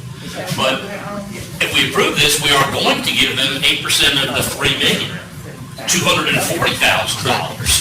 And if they kind of start doing it once a week, twice a week, we've already approved $240,000. So there's got to be something in between here about their actual bills expended or the amount, whichever's greater at the time or something. I'm not trying to scare them off the job, but just like you said, that wouldn't be breaching the contract if they just walk off. Well, if they get past what they believe, they've got $240,000 in labor in, and they still have 6 months to go on the contract, you think they're going to show up for free? They're going to do like that. They're going to say, well, we need an amendment to the contract to be amended. And so there's got to be something a little bit more than just either not giving them any or giving it to them all no matter what they do. I like that job. Where's that job? Commissioner Keith. I'm gonna put it in some simple numbers. We got $10 million, and between the city and the county, they get 8%, they get 800,000. So this group is gonna get 800,000, and they've only dispersed just over $1 million. That's right? So they get now, 80%. Yeah, huh? That's 8%. 80%. Yeah. Huh? So right now they're getting 80%. Yeah, absolutely. So, Mr. Chairman, if you want to talk about money and looking out for money, this is how we look out for money. It's a bad contract, because there's no incentive for them to do this. There is absolutely no incentive. They get 8%. Originally, it came to us at 10% because that's what the thing was. But I think the thing everybody's missing here is if we don't spend that money, we have to give it back. And then out of our general fund, we're going to have to pay this contractor. Does that not ring a red bell to anybody? It's a poor contract. We all thought that rental assistance would be more than it is. But here we are 3 months into the rental assistance program with God knows how much marketing dollars, and we've only spent $1 million. 70,000 us. If you combine the city and the county together, they're one contractor. So, it's a bad deal. But it's the deal. Go ahead, I'm ready. Okay, are there any more comments or questions? If not, May I ask this question? I think, I'm not asking anything. No, go ahead. I don't have anything. Oh, I was just going back to what Mr. Commissioner Booth said. I think he has a really good point. Can we go back to IEM? Because we don't want to pay the contractor $800,000. Can we go back and have further conversation and bring this back? Because I don't have a problem paying, some of those hard costs that they got, because that's that. They've been here. But then above that, though, you gotta give me some incentive to work. 8% or their costs incurred, Right. whichever's greater. Yes. Okay. Because they're not going to stay here for $5,600 for 3 months, That's right. many multiple full-time employees. Let us go back and work with them about getting some safeguards in there so that we don't spend all of the $800. Will that work? And my point is, at the end of the day, the RAP program is going to cost the county money. Yeah, let's hope not. I'm praying. Want me to pray some more? okay. Can we do that, Mr. Chairman? Yes, that'd be great. I'm going to do Well, to the board. Adams amendment to table this, but since President, this motion. Yes, thank you. Thank you. Okay, Madam Manager. Okay. So that's good. You don't have to have a vote on the table that. Okay, so item G is an amendment to the Baker and Taylor agreement for library books and audiovisual materials for FY '22. And as I recall, there's only one change. That I don't have the authority to approve this because there is one change. They're trying to get the books delivered in boxes that weigh less than 20 pounds. And I can't approve that since you approved the original contract. And auto renew for 22. Well, and under that number 5 though, which is the auto renew for the 1 year, then it said 2-year contracts after that by the library, I would put in with the manager, because I don't think a department head should just automatically renew. I think you gotta at least look at it. It's all in the sole discretion of the library part. Okay, we can't do that because the contract, it was a formal bid. Vicki, help me if I'm going down the wrong path.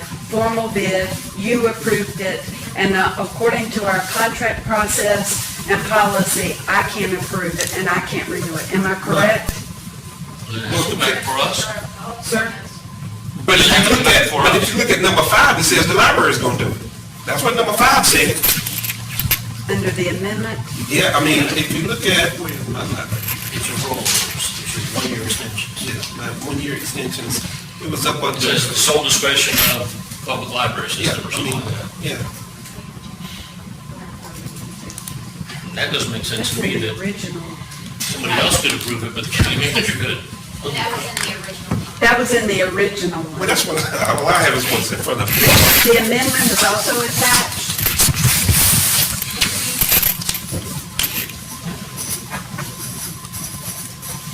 Good afternoon, Commissioners. Good afternoon. The amendment that we are asking for this contract should be the first page after the agenda memo.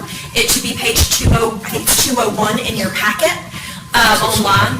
And so what it is in the amendment that we are asking for is that we renew the contract for this fiscal year, that we're able to auto-renew for next fiscal year, and that we change the boxes to that. It says by and between the county of Cumberland and by and between the Cumberland County Public Library, and then I went to, She could have renewed it The director, according to the original contract, could have renewed it if the terms had not been changed. If the terms had not been changed. We wanted lighter boxes. So, from that point of view, you could give me the authority. Yeah, because on this one, Marshall had to sign it. Yes, sir. But But you can give me the authority. But the reason it had come back to you because the terms were. Yeah, I saw the Yes. heavy boxes, I don't blame you, I wouldn't be going to do it. So with that, I will make that motion with that, Is there a second? Second. All in favor? Thank you very much, Madam Chair. Item 4H is a model approach for change in child welfare to the Department of Social Services. We have the Director Brenda Jackson with us. Hey there, Ms. Jackson. Good afternoon, Good afternoon. Sorry, just got hung in the earrings here. This afternoon, I've come before you to request consideration of renewal of our Southeastern Workforce Strategies and our Chapin Hall consultation contracts. Is for our program called Model Approach for Change. As you know, that program is designed to support our foster children that we have in care. We still continue to have the highest number of kids in foster care, and a large percentage of those kids age out in the system. We often see those kids resurface in our homeless population, jails, in our teenage pregnancy, high school dropout, and our substance abuse community. The whole purpose of this initiative is to use a collective impact model to pull together both the staff within the agency and our community partners to impact change. What we want to see happen here is children age out of foster care and with better outcomes. And so this work has been a 6 to 8 year initiative. This renewal will bring us into years 5 through 7. This initiative is funded by the Duke Endowment, and we're very appreciative of their support. You will see a funding reduction. Initially, we received an $700,000 grant for year 1 and 2. For year 3 and 4, it was $800,000, and you'll see a reduction in this year. The whole idea of this work is that it becomes an integral part of our day-to-day operations, and that we'll phase out the consultation services. One of the ideas of this work is to make sure that we're doing research and that we're able to track these children in a longitudinal study, meaning did we make a difference in the work that we were doing 5 years from now? Where are these children 10 years from now, 20 years from now, and did we make a difference? And so there's a small component when you look at year 7 that has some research dollars in to continue that longitudinal study. Finally, I would tell you we are finalizing our progress report for year 3 and 4 and our strategic plans for this upcoming 5 through 7 years. I will just give you a few highlights of some of the progress that we have made. I'm pleased to announce that we have reduced the number of kids in foster care by almost 150 kids over these last 4 years, and that is really, really exciting. We've also established our data benchmarks. We've also been able to work with county IIS and create our data dashboard so we can measure this work.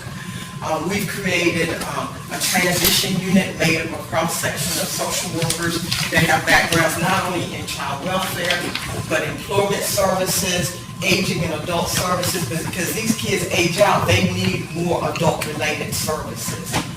We've created a team room over at the office that teams can come in and meet them where they are in today's innovation and technology, meaning using social media apps to help teams to learn how to work with others, interpersonal skills, employment skills. It's got gaming room, it's just really neat, so that we meet kids where they are in today's world. And so we've had several, we're really proud of this work, and we've made lots of progress, and we hope to be able to share with you the progress report and strategic plan in the coming months. Okay, Commissioner Booth. Thank you. That's one of the things I have not been proud of being number one is STDs, children in foster care, teen pregnancy. So that's one big one off the block. Since you've been in this and you've seen that it is working, in addition to the Duke money, is there anything that we can do to help you? Like if you went, damn, Duke only gave me $10 more, I'd have been able to do, another 6%, or I'd have been able to do one more thing. I mean, I'm not, that's what I'm saying, I'm not trying for you to put a price tag on it right now, but I think, like I said, the lines are lining up, and if we're ever going to do anything to really make a change in this county, it's now. So since this is working, and I don't mind copying working stuff and positive stuff, but if it can actually drive a little faster with higher octane gas, I think we ought to be available to fuel it. And to answer that question, certainly, and I would just echo some of the things I heard around the table today, all of the initiative around homelessness to support that work. I heard Commissioner Adams say all the time about the issues around mental health. A lot of these children have oppositional defiant behaviors, those kinds of things, so support of mental health services. So a lot of what I've heard today are the things that will support this work. And so it takes a village, and it's not just Department of Social Services, it's the court system, it's mental health, it's homelessness, it's public health around teenage pregnancy. And that's really the whole idea of this work. How do we pool our resources? Because part of this work really involves not necessarily distributing hard cash, but it's also how do we maximize the resources that we already have, and how do we work together to align those resources, and that's what's been really unique about this work. Yes, sir. Could you say that phrase again, what's that? Oppositional defiant. Yes. Don't talk about Mr. Other than Mr. Adams, I've known some others. I was in juvenile court for 5 years, and I've actually heard back from some of them, and some of the kids were their biggest trouble kids. I didn't know how to say that other one, Asperger's. Yes. Yeah, they were bored and they were defiant, and then autistic kids, you go up and spook an autistic kid, and he's gonna act Willie-M on you. So, they're getting labels on a negative side where they ought to be like, looked into a little bit better with better trained, newer trained professionals. And Commissioner Booth, that brings up a good point. When we look at job placement of these teams, the employer needs to understand what that child is experiencing. Part of this work is, traditionally when we call independent living skills, it's usually, here's a child, teach them how to balance the checkbook and can find them a job. But if the employer doesn't know how to work with that child and those behaviors, you often see that fail, and that's some of the work that we're trying to achieve. Okay, are there any more comments, Commissioner Stewart? And we are requesting, Commissioner Evans, if we could add this item to the consent agenda for September 20th. Okay, thank you, Commissioner Stewart. Thank you, Mrs. Jackson, for what you're doing and for being a good steward over the limited funds you have to make something like this work. I know firsthand what happens when a child ages out of foster care and becomes a part of our homeless community. And so, that being said, I want to make a motion that we move this to the consent agenda. Is there a second? Second. All in favor? Unanimous. Thank you very much, Madam President. Yes, sir. Mr. Chairman, I'm going to ask Mr. Hank Graham to come forward and present the request for the fiscal year 2023 applications for the Community Transportation Program grant funds. Mr. Chair and the Commission, this item is an annual item. It involves our community transportation grant funding. We have 3 grant funding program packages involved or included in this agenda item. The first one, our Section 5311 grant funds, requires a public hearing. We are required by NCDOT to submit an application for these grant funds prior to October 8th. That is one reason why we have this. Section 5311 funds are the only ones that require a public hearing, but the Section 5310 and Section 5307 funds will not or do not require a public hearing, but all 3 items are required to be submitted to the October 8th deadline. Staff is requesting that the board submit or allow us to place the Section 5311 funding application on the September 20th agenda as a public hearing, and the items, or the Section 5310 and 5307, be added to the consent agenda for the September 20th meeting. Commissioner Adams. That's what, she, go right ahead, she gonna make I was gonna make a motion too, because one of them has to be, on the regular agenda item, but go ahead. 10 comments. Go ahead. She's sitting over here.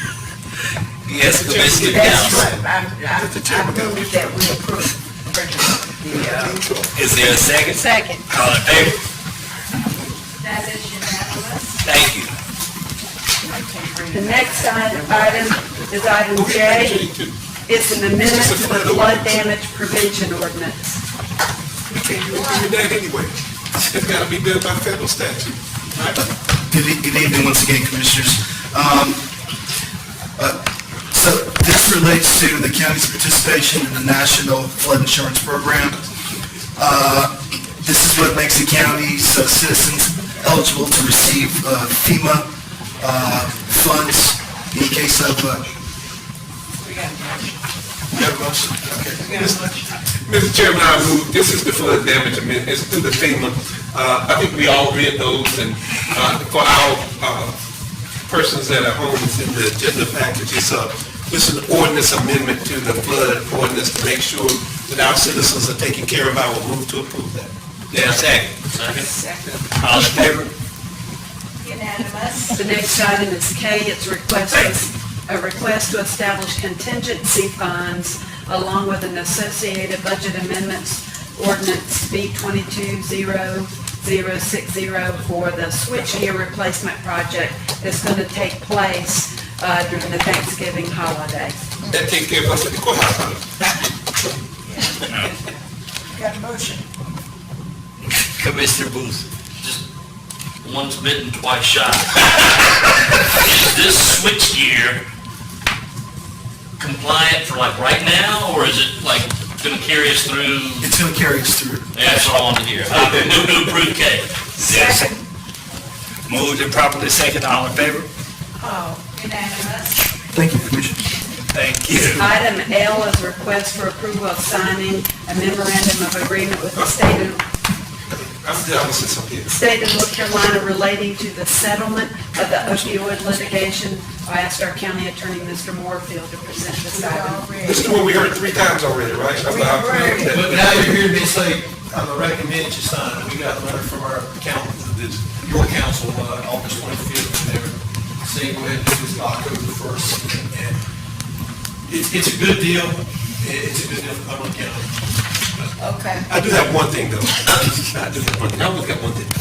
Rick, I saw here that you just want to send it to those other cities. I think we got to do a little bit more than that. I think we need to go talk to those mayors so they understand what that is, so we can get the bonus that comes with the opioid money. So I just saw in here, it's like we were just going to send it to them and ask them to sign it. But Fayetteville is the party. Their sign says, right. Home Hills and Spring Lake don't need to sign. They were on there from the state. But I saw it in your thing. I don't see it because the state doesn't want it. Well, yeah, because they don't have, is it 30,000? It was more than 30,000? That's 30,000. We only had one that had to do it, Right. which was Fayetteville, and they were doing their independent parties. But the state's having everybody sign it? Give him a piece of chewing gum. To make sure I get the money, and then we talk about the opiates. Okay, is there? Okay. Move to sign the document. Second. All in favor? Unanimous. Item M is the purchase of the landfill gas pipeline, assumption of certain contracts with Bevel gas producers for the sale of purchase of gas pipeline, assumption of certain contracts with Bevel gas producers. Mr. Moorfield. You heard a lengthy discussion of this in a closed session by the engineering firm, and the economics of this are positive for us to do. The environmental impact, it's a good green project, it looks good for the county. And I had this as a conditional thing, but just this morning, we got everything finally resolved with Cargill. And I'm recommending that you approve the contract, as you can see there with fatal gas producers. All the other pieces of this are now in order, and we will have this all done as far as those options first. Mr. Chairman, after 8 years, I'd like to make a motion that we accept this contract. Is there a second? All in favor? I didn't see anything On the first. We appreciate it. Mr. Chair. Madam Manager. Item number 5, we have an update from the American Rescue Plan Committee. The committee met on Tuesday morning after your regular meeting. Is the handout, has it been passed? Yes, we've got it. Okay, good. Okay, well, Mr. Chair, the ARP committee met, and after lengthy discussion, which was very good discussion, we followed the format by commerce, and we divided things up into short, midterm, and long-term. These are our short-term initiatives to get money back into the economy. All these, we hope to have implemented and to be able to have programs before the end of the year on these programs only. And the staff is ready to assist or answer any questions that you may have on any of this list. I would like to hear what that list is, sir, for the list in order. For the list in order. Go ahead, Sam. Under generators for the emergency shelters that we have, $1.8 million. Narcan for use by the sheriff's office and our fire departments within the county, $140,000. Establish a mortgage assistance program, $2 million. A rental assistance program to assist residents who are not eligible under the emergency rental assistance program due to the income limits, and that would be $1.5 million. A job training program focused on trades, that would be in partnership with FTCC, Workforce Development, Cumberland County Schools, $2 million. A program to assist small local businesses, $3.5 million. Aid to nonprofits that serve residents who have been impacted by COVID-19, $3.5 million. A mobile technology lab bookmobile to go out into the community through our public library system, $500,000. And that was for those high census tract areas and those kids who were really affected because of lack of broadband and all that. Yes, to serve in areas with high poverty districts that have lack of assistance. Affordable housing project within Shaw Heights, $10 million. Planning funding for a homeless shelter, and that was discussed earlier. Well, let's change. I think she's right. It was not necessarily planning funding. It was to hire the architect and design, and what do you call those things when you, the engineer, no, he could have told us. But it's not planning, it's to actually implement the, Implementation funding for, It's to find land by the engineer or the architect and all the that. architect and all that. To do everything. To secure a site, secure a site. secure site for a homeless shelter. $250,000 was allocated, or recommended for allocation. $2.5 million for a first-time home buyers program. $5 million for a sanitary sewer system in the Shaw Heights area. A comprehensive countywide feasibility study for water and sewer, $2 million. When those are added up, it totals $34,690,000. Thank you, Ms. Shutt. Commissioner Booth. I'd like to thank Mr. Keith, Dr. Stewart, and Mr. Adams for the hard work they did on banging the heads on coming up with this list. I'm thrilled with it, and I'm glad y'all did it. I'm glad I wasn't in the room. Commissioner Stewart. this was, we didn't work too hard because we went out and heard from the citizens. And this is some of the things that the citizens said that they wanted. And our wonderful staff are the ones that came back with the categories so that we can put numbers together. So I don't want to take credit away from those that did more work than us. Commissioner Adams. And for the other commissioners, because one extra piece, and I talked to both of the members on the committee, but I don't have a dollar amount to put in it, but we do understand that our county manager and staff, we got Tracy and Sally, we're down to assistants. And so to implement this, and this is short term, is to be able to give, and she can maybe bring it back to the ARP committee, if y'all give us that ability, to hire somebody to help input, to get this done, because we can't overstaff. And if you want to put a dollar amount on it, don't matter, but I don't want to overstaff what we have to do this. And we were trying to get this money on the street, in the community, as soon as possible. And I had a conversation with the county manager. She, I browbeat her and everything. She knew she could do this, but I would add that piece to this 34. It can come out of the ARP because there's some administrative funds in there. And I think she has something she may want to say, but I think that's just right. We may also have to add some help in finance for this, and maybe in engineering, because there's a lot of performance data. You have to go through the federal procurement process, which we don't do right now. And so there's a lot of training, because we do not want to be in a situation where we have to pay this back. So, and I'll have a month. To get as fast as possible, I move we approve the ARP committee's recommendation of the 34,690 and add to the motion as such suitable staff that she can bring the figures back to us by the next meeting. Or the ARP committee, because Or the ARP committee. they have the ability to do that, if you don't mind. That's fine. ARP committee. In one discussion point, Mr. Chair, and thank you for seconding that, Ms. Council. We did not negate essential employees. We have acknowledged them through other funding, that there will be premium pay for our employees. And Mr. Keefe, if you tell them about, I think we had short-term, mid-term, and long-term. Yeah, This is just the short term. Keep in mind, these are short-term things. We don't know what infrastructure is going to bring. We don't know what state and federal grants may bring.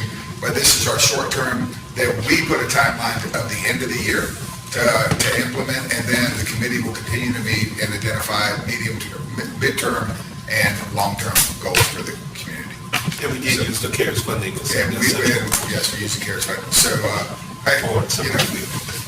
committee did great, staff. Thank you all. Absolutely. It was good, healthy discussion and good information. And that's Chairman? Yes. I think we need to vote. I keep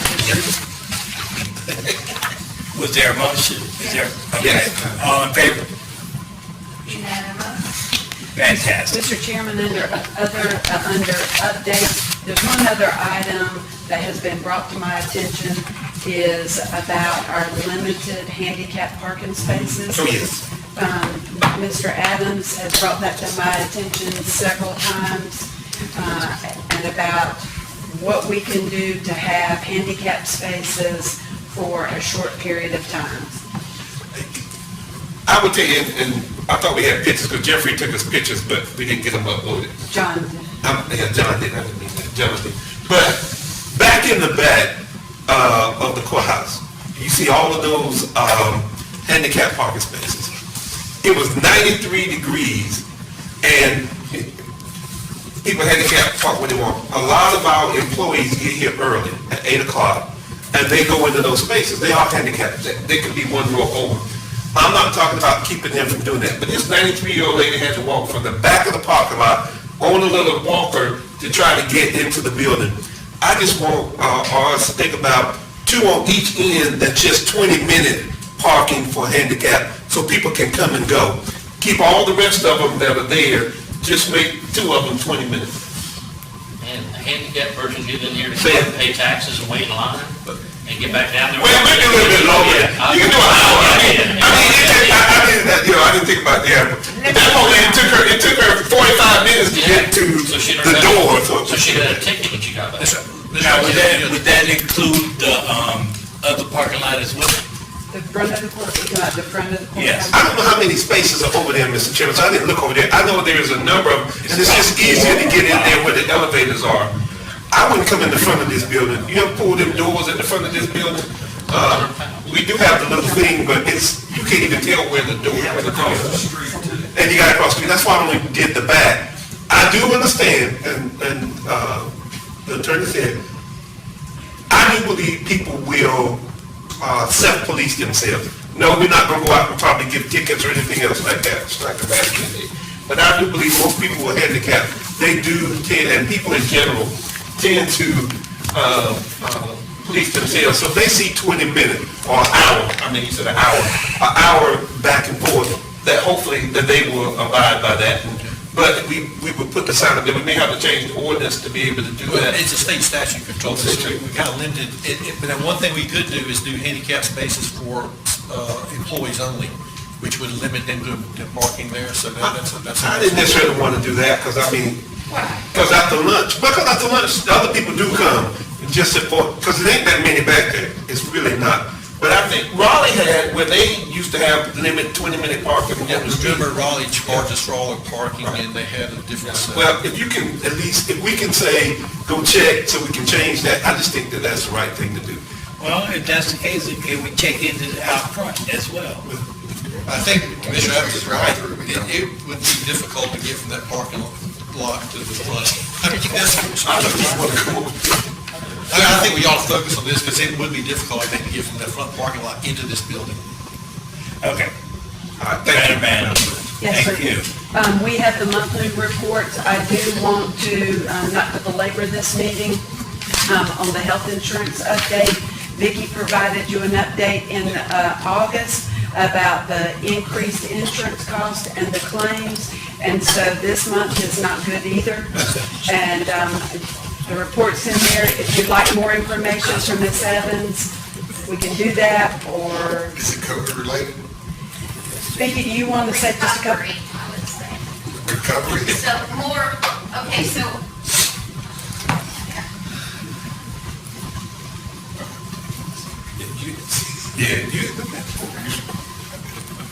okay, so this is a result of people returning to the doctor after COVID. So we've known, what Blue Cross Blue Shield has told us is that they have noticed the trend throughout all of their claims, and so, yeah, our claims have increased substantially. So if somebody is quarantined, is there any money coming out of insurance as they're quarantined? They're out of work? There's no money coming out of health insurance? Health insurance? No, health insurance is strictly for medical claims. Well, everything sort of changed a little bit in the last year. Okay. All right, thank you. All right, so that moves us to the closed session for attorney-client. Okay, I've got something. Okay. Before then. I very much would like for people making presentations to have a limit. Yes, ma'am, I understand that, and I gave everybody a limit I don't today. know, you keep And so if you want me to stop somebody in the middle of it, I'm certainly happy to do that, but everybody was getting 2 minutes. If you would I'm just put asking. 5 minutes, I don't think you that's tell me right. that every time. But if you would put 5 minutes and put it on the piece of paper,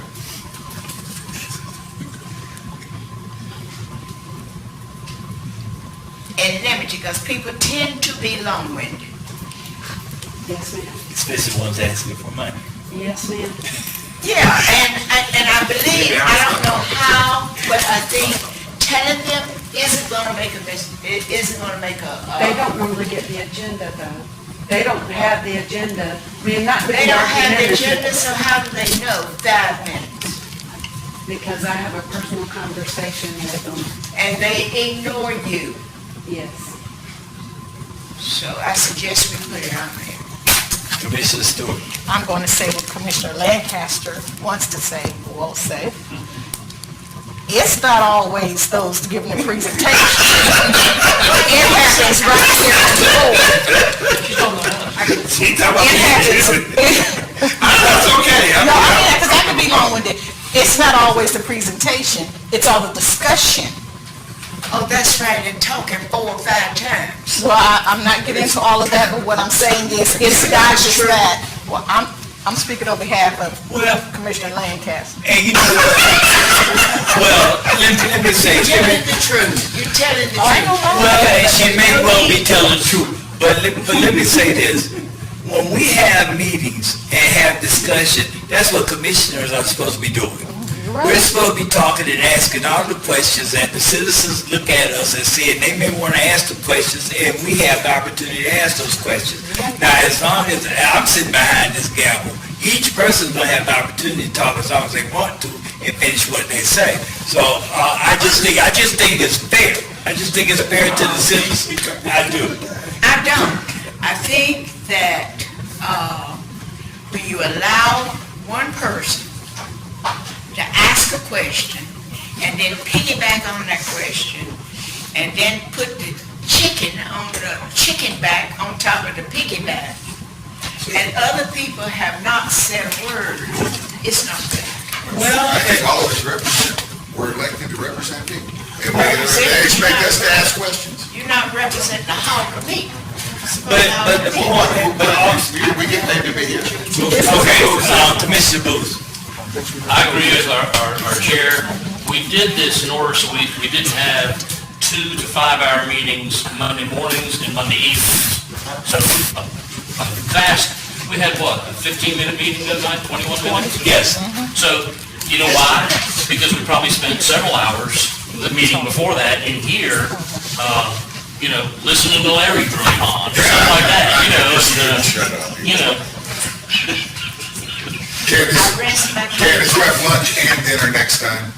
Yeah. Okay, Madam Manager.